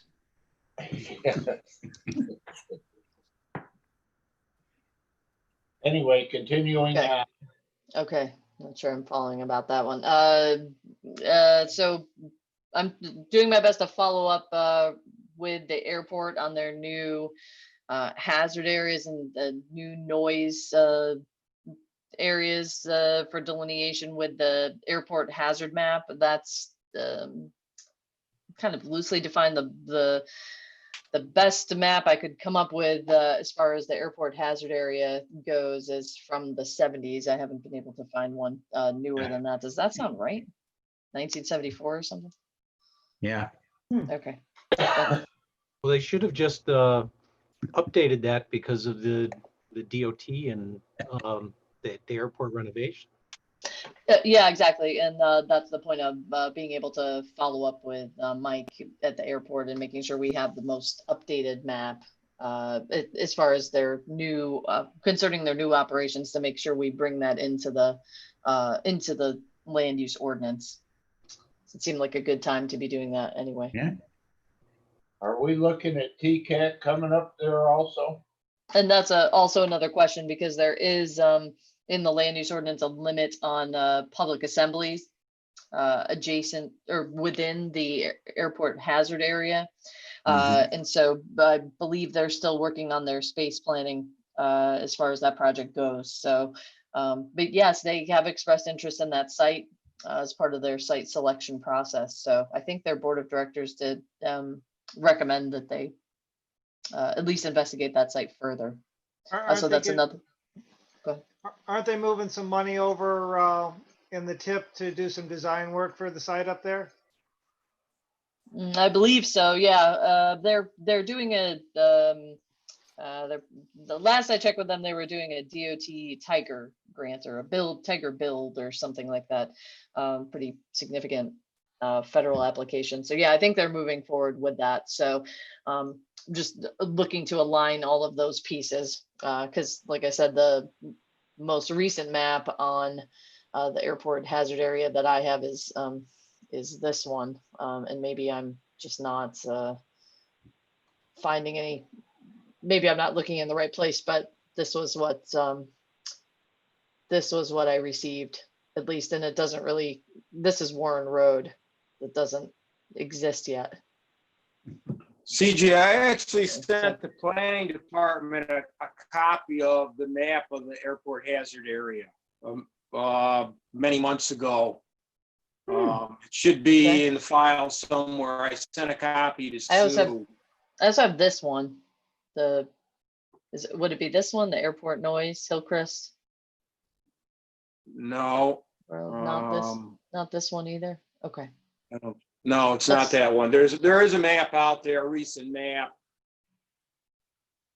Okay, I'll just check with Sue about that one.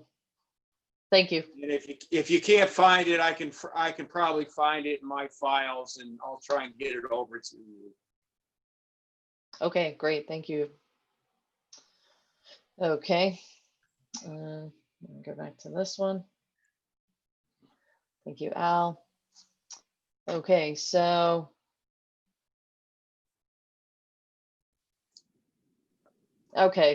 is the zoning based on analysis of developed residential densities and how they relate to planned densities permitted by zoning districts? It does seem like we could do a build out analysis, which is something I wanted to talk to the planning board about before I asked any of the CRP summer interns to consider working on this. But that was my intention, was to essentially see what the total full build out of the town could be under the current density, if you want to see that, what that would look like. Or do you want to see it based on the new zoning? And did you already do that before and I'm recreating history? No. No. Nope, I've never seen anything like that. We really don't have that active a growth rate unless something really jumped recently. If you go back to the one before, basically the original zoning was based on the area use when we finally went to a fully zoned town. And we tried to build around that. Okay. So that's how you came up with the original dwelling unit numbers, the area for dwelling units, or was that kind of some hybrid of that and the health department It was a requirements? hybrid of that. We used recommendations from our planner and also based on what other zoning ordinances required.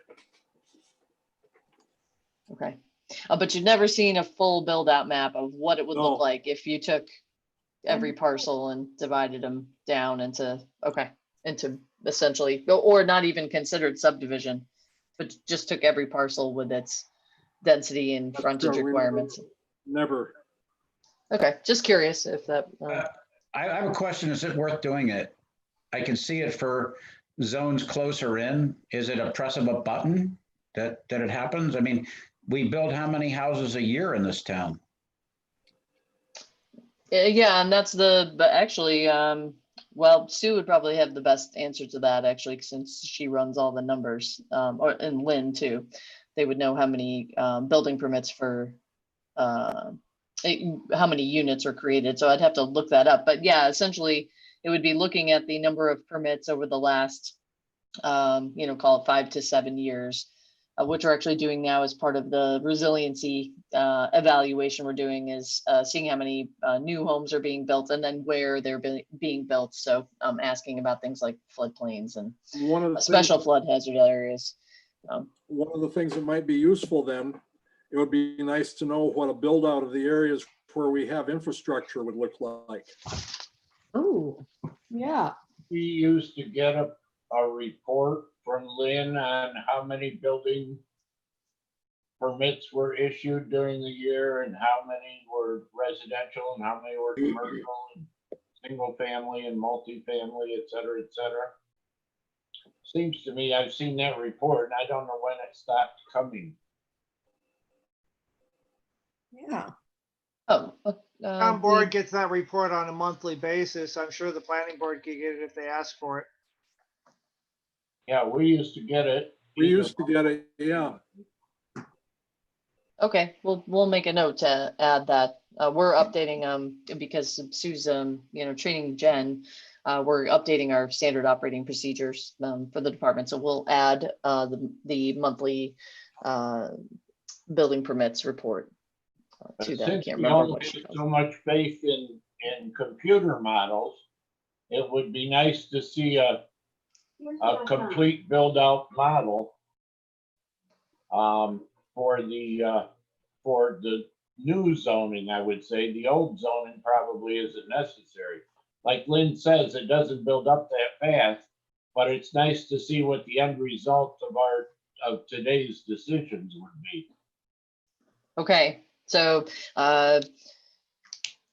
the proposed zoning essentially that's in the drawer, that kind of piece. I can ask the students to consider the density paired that's being proposed, as well as how frequently those building permits, generally speaking, are being issued. You know, we could take an average of those, and yeah, essentially they can model it and give us a sense of what a full build out would be if there's interest in that. So For It my, might be my fun to look at the standpoint, number- I'd like to see that.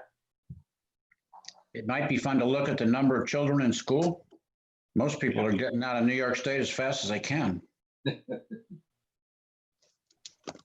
Yeah. okay, guess the follow up on that. Something about, I'm not really sure about these comments here, but the question is about direction of growth towards existing developed areas versus new greenfield areas. I think one of the things we're trying to do with the incentive zones is to pair them up with areas where there is planned water and wastewater infrastructure, although I'm hearing different things on that. But would you characterize that as the type of development that you'd like to see? Is to utilize the planned water and wastewater and other existing infrastructure? That's what I'm gathering broadly from the comprehensive plan. Okay. Okay, so another piece is, it sounds like we really want to try to hone in a little bit on hamlet areas and making allowances for those small scale neighborhood commercial. It sounds like that's something we really, really want.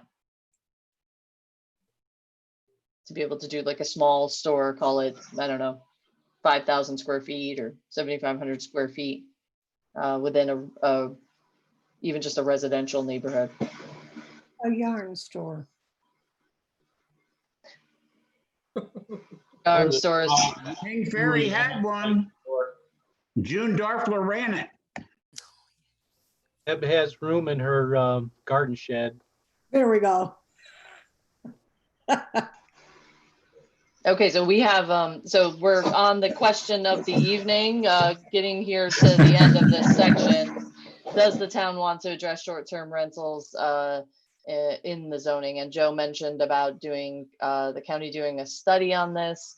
Now we do have, I just want to bring up a little bit of this data for you just really quickly that we just talked about. And like I said, I mentioned that I corresponded with the town board about this because I did get an inquiry about, hey, are you guys thinking about regulating short-term rentals? And I was like, well, I think there's like 30. So do you, and foolishly, I think now in retrospect, perhaps I didn't mean to not take it seriously, but only that I looked at the number in the entire town, and out of thousands of homes, we have something like so this Air DNA platform lets you see Airbnb and VRBO at the same time. And so you can go into an individual property, and I think this was one of the ones that were perhaps in question.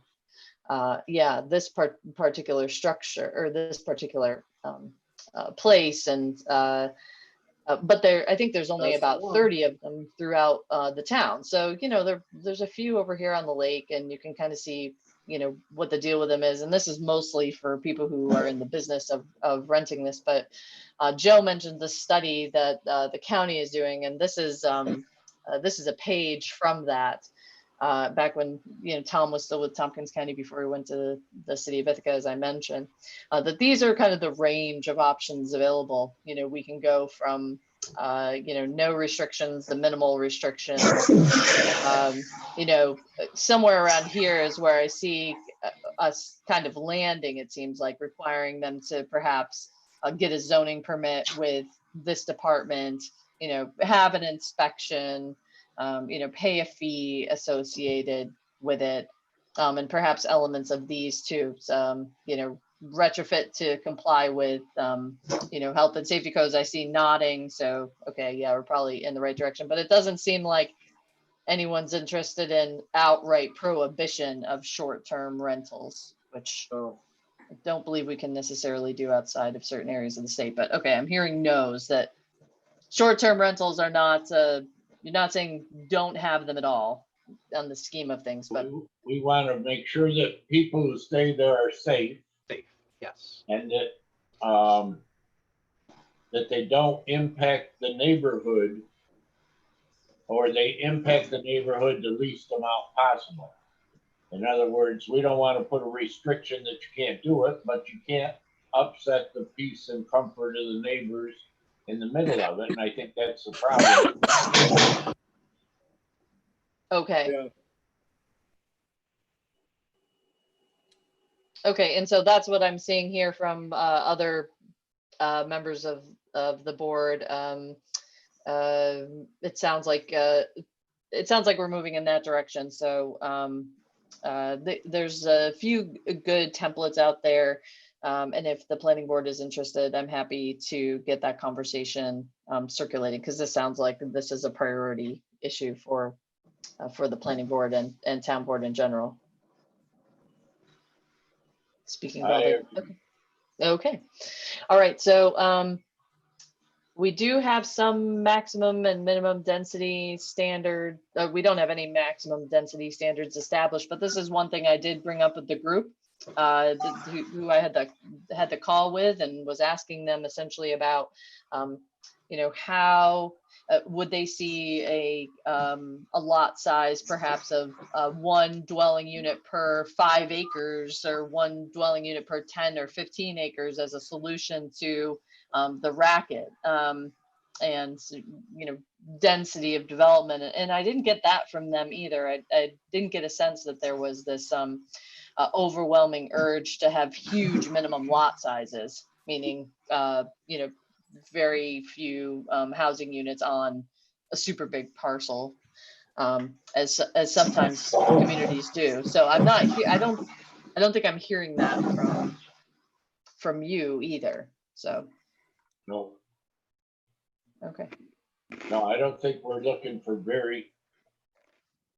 you tend to segregate a lot of people away when you demand huge lot sizes.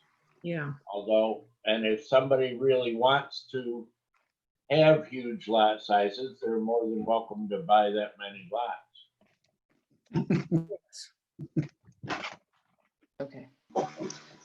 Zoning by Or in owning. Dean's case, he buys a lot of land and then he farms it all. Okay. Okay, so we do have some planned development zones, and they seem more or less innocuous. There's a couple of them that probably could use a refresher, but is there any desire to use planned development areas for things like Lansing Town Center? Do you think that would be a good strategy for that land to do something akin to a planned development zone for that area? Because I think it's just B1 right now, like flat. I think we need to work over the criteria for approving and not approving them. I think our law for it's really vague and not really specified out enough to give the town board the tools that it needs to actually say, yes, this follows the law. Okay, so the criteria for establishing planned development areas from the get-go is perhaps needs refinement. Yes. Okay. Originally, it was designed to allow uses that would be desirable for the town in areas that might not otherwise have them. Like the first one that we did was the first foray into cluster development.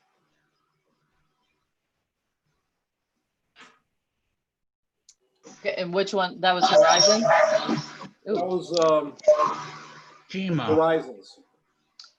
Horizons, yeah, Alex Chima. Okay, yeah, that property just sold not too long ago. Okay, that's interesting. Okay. That was our first PDA. Okay, interesting. Yeah, that's the PDA number 1. What was that? The reason was that was going to be a combination of cluster development and single-family residences. And it was the only way that it could be done because the zoning didn't allow both. Okay. Okay, so in the name of time here and getting moved on to the solar and wind local law revised draft, I just wanted to check in with the planning board and ask if you would like to continue with the questions in the way that we've been reviewing this land use audit, or is this really just a refresher for you and you're frankly teaching me about the land use ordinance? Do you think? Do you find it useful? Yeah, I mean, there's a lot that I pick up from this, and frankly, you know, you have dozens of years of experience with the land use ordinance to know what it is that you you know, find useful and what you don't. But that said, from these comments, I can probably ooh, sorry, something over here. From these comments, I can move towards essentially summarizing this now and moving into the next stage of the audit if you'd prefer. I know that we lost some time because of the whole pandemic thing, in case anyone had forgotten. So in the name of kind of moving that towards completion and moving towards the other, essentially the deliverables in this audit process, I'd like to carve out some time before the next working meeting and kind of bring these to, you know, kind of a conclusion of, you know, the high, medium, low, like a, you know, kind of a scale of which actions that we could take more quickly, which ones we could take in the medium term, and then the longer term as well, and then get moving on that build out analysis, if that sounds good. I mean, I know you guys really have so much experience with the land use ordinance. I think this is frankly more for my benefit at this point than yours. So I do want to be mindful of your time and try to advance these things that you see as important. And I want to also let you know that the work that you've done already is not gone. It was essentially, it's still there waiting in the drawer to be able to bring that to life. So if that sounds good to you, that's essentially what I'd like to do, unless you like the format of continuing to go through this by sections. I'm up for whatever you would like to do. I like the format of going through it by sections. I mean, I think this has been useful and it's brought up some interesting points. How many sections do we have? I was just looking for it and I didn't bring this up, but it's like 19 pages altogether or something. Yeah, it's quite a few. I think we have at least, let's see, 1, 2, 3, 4. We're on page 6. 6. Yeah, of 13 or 15. 15. Yeah. So I think it'd be worth another meeting to try to get through the rest of it. Is the rest of it, I saw the next one was uses. I don't know what the titles are or the sections or that are left, but I would think that we've been through some of the more controversial ones so far.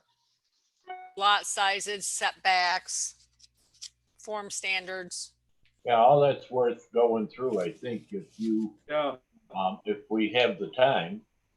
Look at it this way, we're about a third of the way through the list.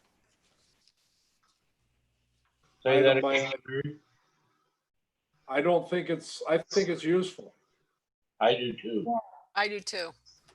Okay. Yeah, I just because I know that there's a sense of urgency with the changes, and I don't want to ignore what's important to you because I'm, you know, learning and catching up and all of that. As far as the urgency with the changes, we can hurry up and screw things up really badly. Okay. Okay. To that end, we'll continue at least with the working meetings to try to wrap this up. And let's just try to say that we'll maybe try to stick with the highlighted. I'll go through and highlight some key questions that I really want to dig in a little more on, if I could, and a little more towards, I should say. And so give us a chance to look at the other ones. We might have an idea too. Okay. Yeah. Would you like to want me to just bring that up?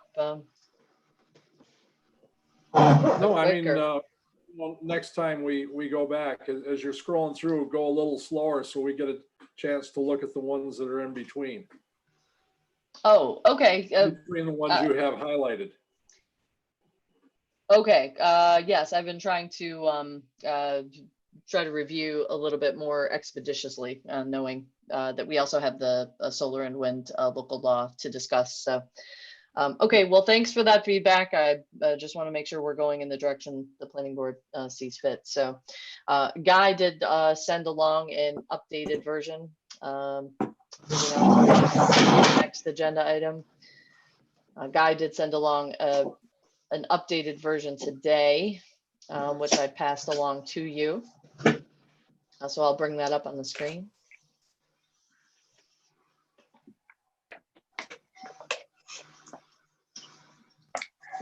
Okay.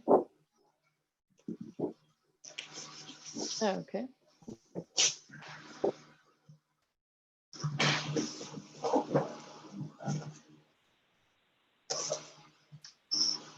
Yeah. And I believe there was some. Oops. We have somebody have a dog or an animal around that's making some noise someplace, or I wonder if the internet is just floating noises at us here. It's weird.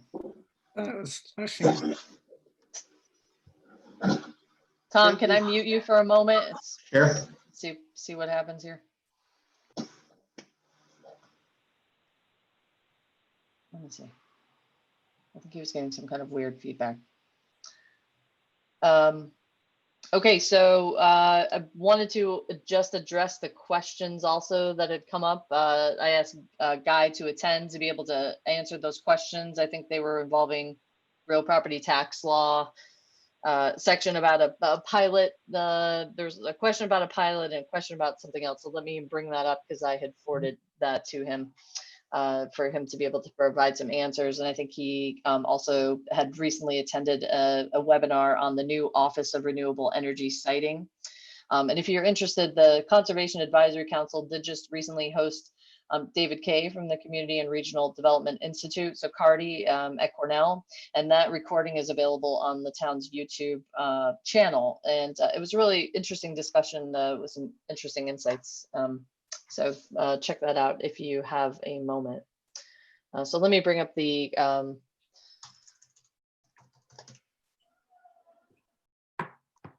email about that.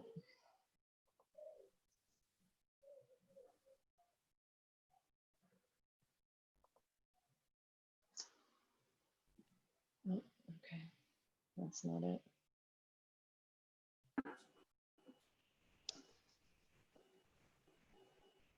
Do you recall what your questions were? I think it was about a pilot, right, Larry? Yeah, it was my understanding that there's a process by which we don't have to accept the pilot that the economic development people offer, but we can require or request one that's more suits the actual tax value of the land. In other words, we don't have to roll over and wave all four legs in the air when it comes to, accepting what they offer as a pilot.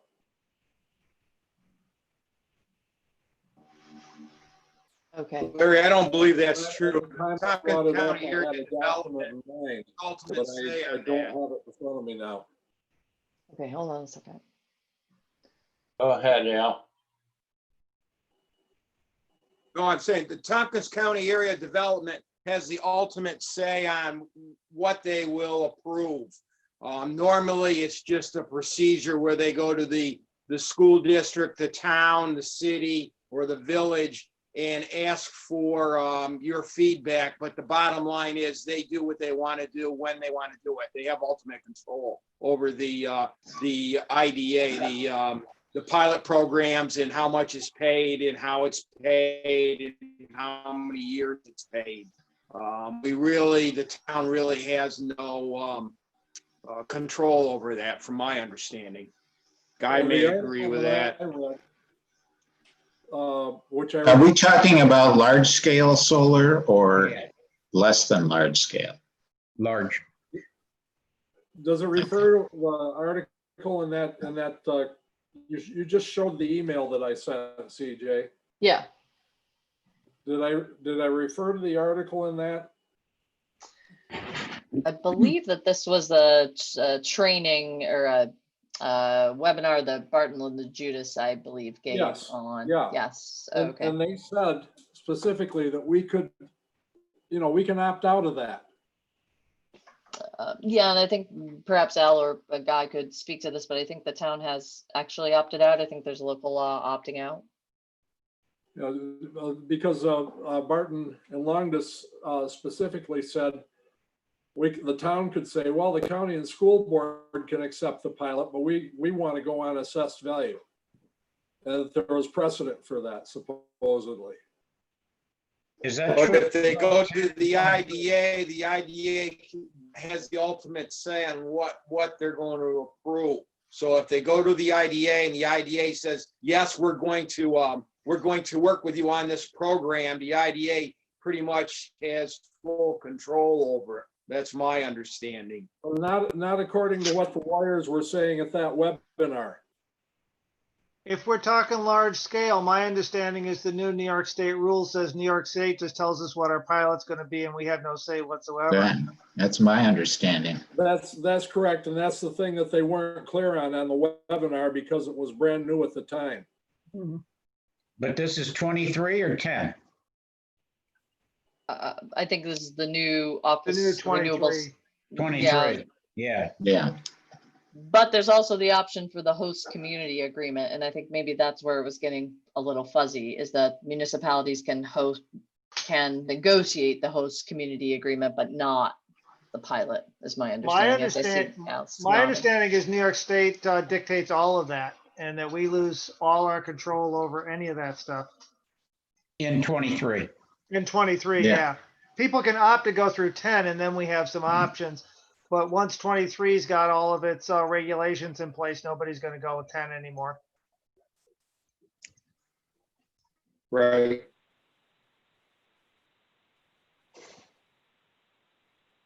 Yeah, so I think that there was a question about just verifying with Guy about the opt-out provision, but it was, as far as I understand, we are actually opted out. The town of Lansing did opt out.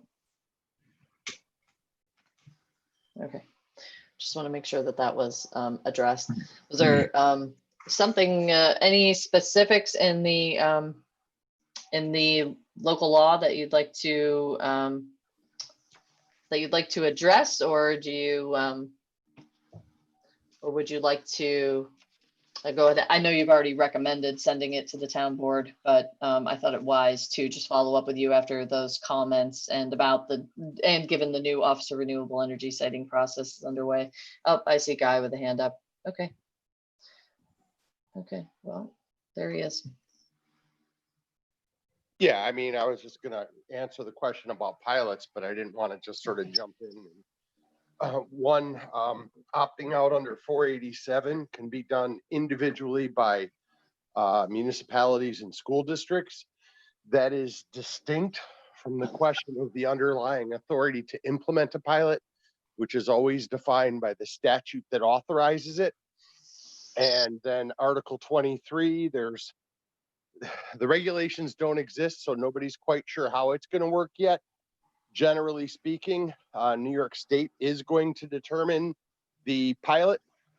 And the newer wrinkle in that, if you've seen NYSERDA's recent release, is that NYSERDA is going to, quote unquote, identify shovel-ready areas throughout New York State to expedite approvals on a fast-track basis, 6 months or less in certain areas, especially redeveloped brownfields, places that are previously disturbed and repurposed. So, And that land will be noticed. right, and but you're in that case, it's a 6 month program. It's a 6-month process. Municipal participation varies depending upon whether they're proceeding with NYSERDA as the applicant or the developer as the applicant. I just went through the Build Ready program. The NYSERDA recently released that on May 1, 2020. Just the outline of what their plan is, not the regulatory process itself. So a short answer is there are 3 different New York State administrative agencies that are going to be overseeing the vast bulk of this. It's the Department of State with their new regulatory entity under Article 23. It's NYSERDA and it's the Public Service Commission. Legislatures, whether they're on the municipal level, quote unquote, the county level, or on the state level, are largely being cut out of this process. It is becoming a discretionary review with a lot of preemption in it, very much like all other large power generating industries. Local control has disappeared from almost all of them. Coal, high pressure or high volume energy lines, gas lines, interstate pipelines, nuclear. Think about it. There's almost no energy producing facility that has local review anymore. So some people decry it as horrible. Some people claim it's the only way to actually get quote unquote clean and renewable energy. Depends on what you know about solar as to whether or not you think it's clean, but that's an issue for another day. And I think that Joe is essentially correct, that the town will have very little say in what the pilot is going to be. And it's very unclear what the host community agreements will be. Towns being paid some form of cash in exchange for losing their right of home rule. That's how I read it.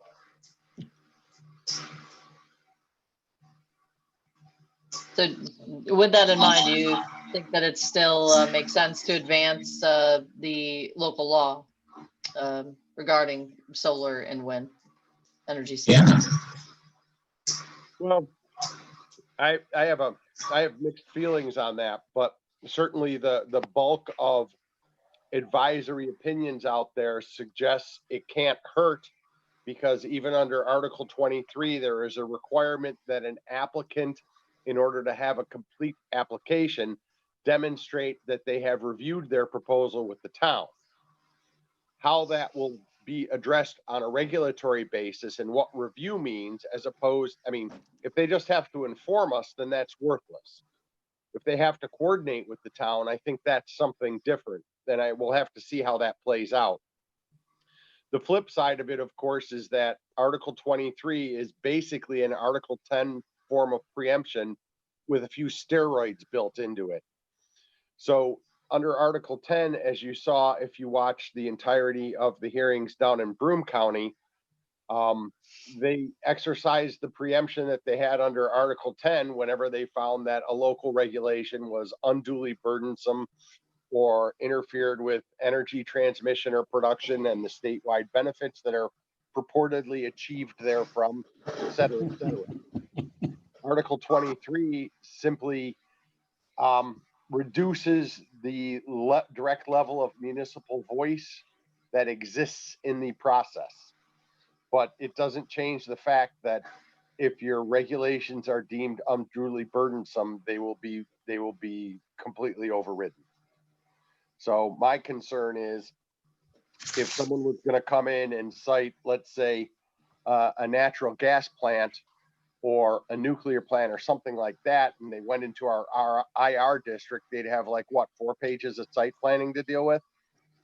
Maybe some special permitting. But if it's solar or wind technologies, which the state and our comprehensive plan hail as salvation, they have now 23 pages of regulations to deal with. I'm not sure that advances the goal of supporting alternative energy that's proclaimed with words like sustainable, green, renewable, throughout almost every chapter of our comprehensive plan if you do a word search. But I also think that, like every other energy industry, these energy industries also have significant land use impacts. And unfortunately, the state has determined that that these are desired, and therefore they're promoting them, and that includes by preemption.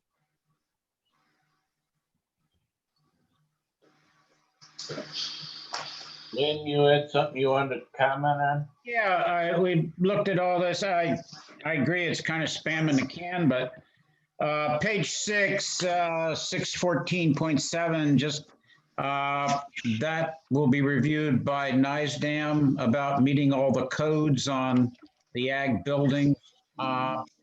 Codes in ag buildings are a little squishy. And it's fine. They'll either say it's okay or it's not, but I didn't know if that had come from their guidelines or something that was. Which section was this? I'm looking at 614.7. Okay. Page 6. Got a font right there that's tough to read.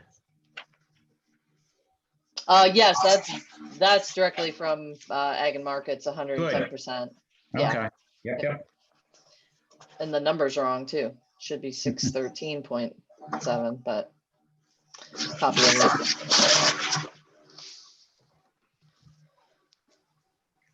Were there any other concerns about this that were not addressed? I had seen those questions come up, so I wanted to be sure the guy could answer those.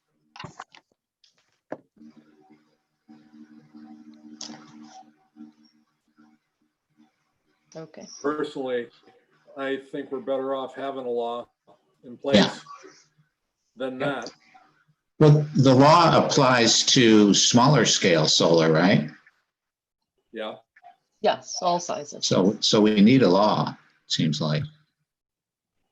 I had a comment on page 18, number 5. Demonstrate the removal of solar panels, wind turbines, electrical appurtenances, towers, structures, equipment, security barriers, and transmission lines. Should we include batteries in that too? Because when this law was originally made, we weren't talking about battery storage so much, but now that seems to be a more common thing these days.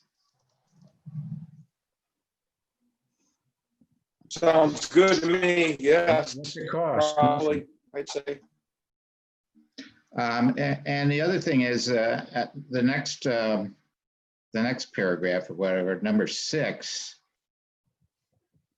decompaction of soil to 18 inches and destoning, removing rocks and material debris to 4 feet is required. That sounded pretty crazy to me. They're supposed to pull out the conduits and, wires and whatever. But stones too? Around here, they'd be taking away the whole town. Yeah. Yeah. Away. But whatever concrete or steel they stick in the ground ought to come out of there, yes. Yeah, I agree with that, but that's interesting. Removing rocks. Wonderful. Removing rocks, come on, that's crazy. That probably referred to fill that they put in underneath the battery structures. Yeah, that may be fill, or it may be gravel of various sizes that they put in, like Larry said, around different pieces of infrastructure or concrete. Okay. Well, that wasn't clear to me. But like they were taking rocks out of the soil. Good luck.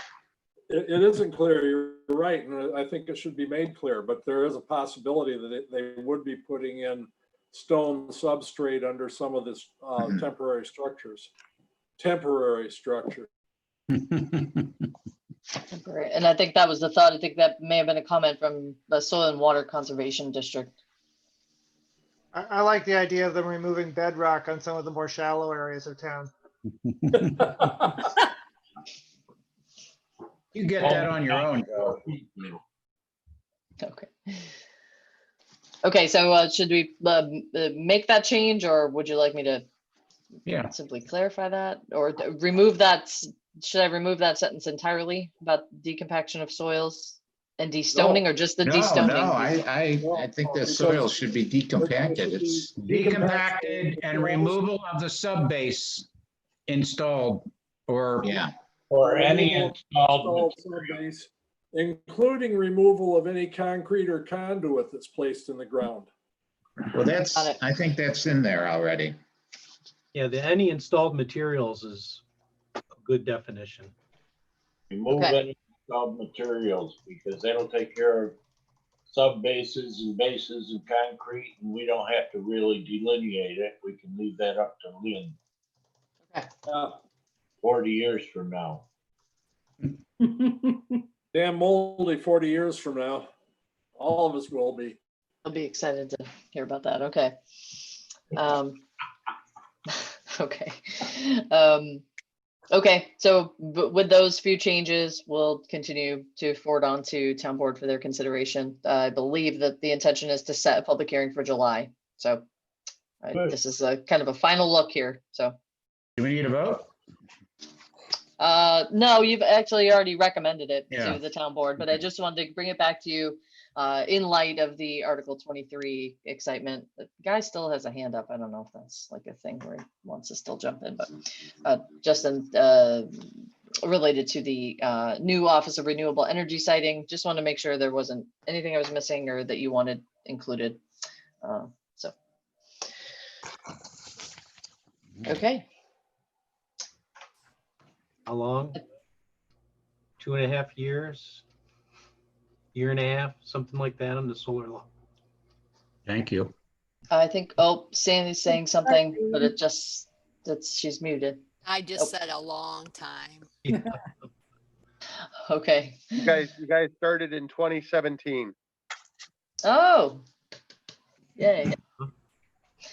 Well, we're also moving forward with finalizing codification as well. So the public hearing is going to be set for July. And did I give you the sneak peek of what it's going to look like yet? I hope. I can't remember if I did, but Where can I? let me just show you real quick, because I know everyone wants to go, but I want to show you this because it's been a long time coming. Okay, whoops, I can't find it now. Okay, here it is. Is this it? Do you see it? Yep. Town of Lansing with Wow. with all the information. Look, flood, there it is, flood damage prevention. And Guy really helped me out so much with this, and we're getting it over the finish line. So I just wanted you to see that it's happening. And so I know that that's a long time project too. So thanks for hanging in there with me while we Good wrap job. up some of these loose ends. Good. No, it's hey, it's the whole team here kind of lifting here together. So thank you all. So with that, I don't think there's anything else left on the agenda, but if there's any final thoughts or There's only number 6 left on the agenda. which okay. is the Smart guy.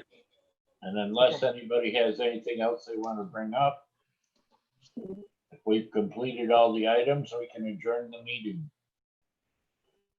So moved. Second. Gotcha. Did you get that okay, Hopefully Jen? next meeting we'll be able to all meet together. Is that what we're looking for, CJ?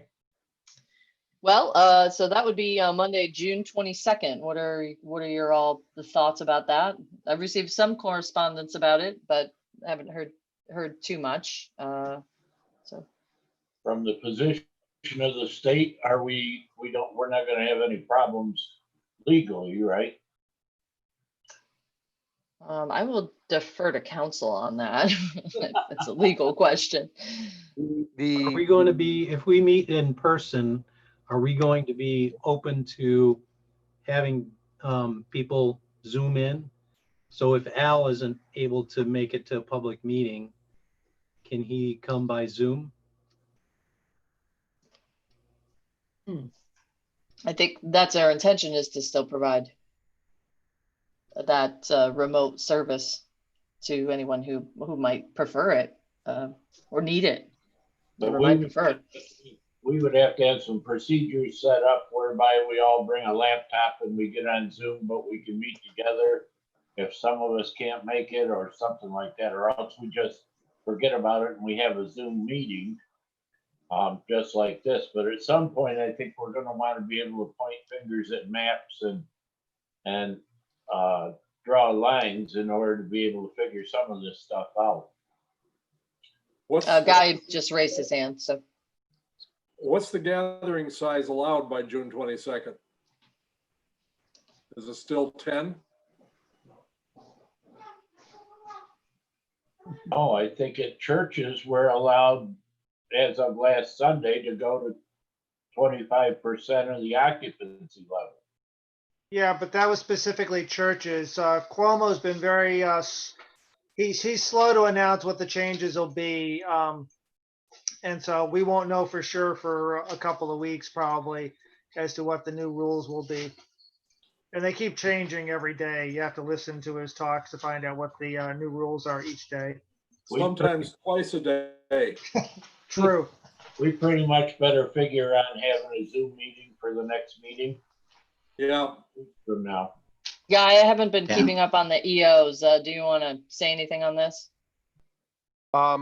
Executive Order 202.36 extended the ability to meet through this type of format in compliance with the rules as set forth in prior executive orders until July 6th. So you will not be able to have in-person attendance at any meetings until whenever it is after July 6th that an additional executive order comes out, or unless one of the executive orders is rescinded. As to the question of participating remotely after the date at which the executive order is rescinded, the answer to that in terms of Zoom as a format is generally no, unless you follow the video conferencing requirements of the open meetings law, which are very different than the requirements set forth in the executive order. If you are going to participate remotely under the video conferencing rules under the open meetings law, it requires that the place from which you participate be listed as part of the public meeting such that people who wish to appear where you are attending can do so. It's a very squirrely and ill-conceived of position on terms of what is modern video conferencing. But, you know, I think it's pretty much true. The more you overtake the plumbing, the easier it is to stop up the drain. So, I mean, they tried to do a little, they tried to get so hyper technical with how they define things in the open meetings law that they started tripping over the knots that they tied in their own shoelaces. It shouldn't be that difficult to create a meeting by video conference as long as everyone can see and hear each other and read each other's expressions in real time. But unfortunately, that's not how the open meetings law hath been writ. So you would have to go back and follow those rules. And there's lots of guidance on them because of the early on problems with COVID. The Committee on Open Government issued an advisory opinion outlining the difference and what would be required, and that might be worth reviewing.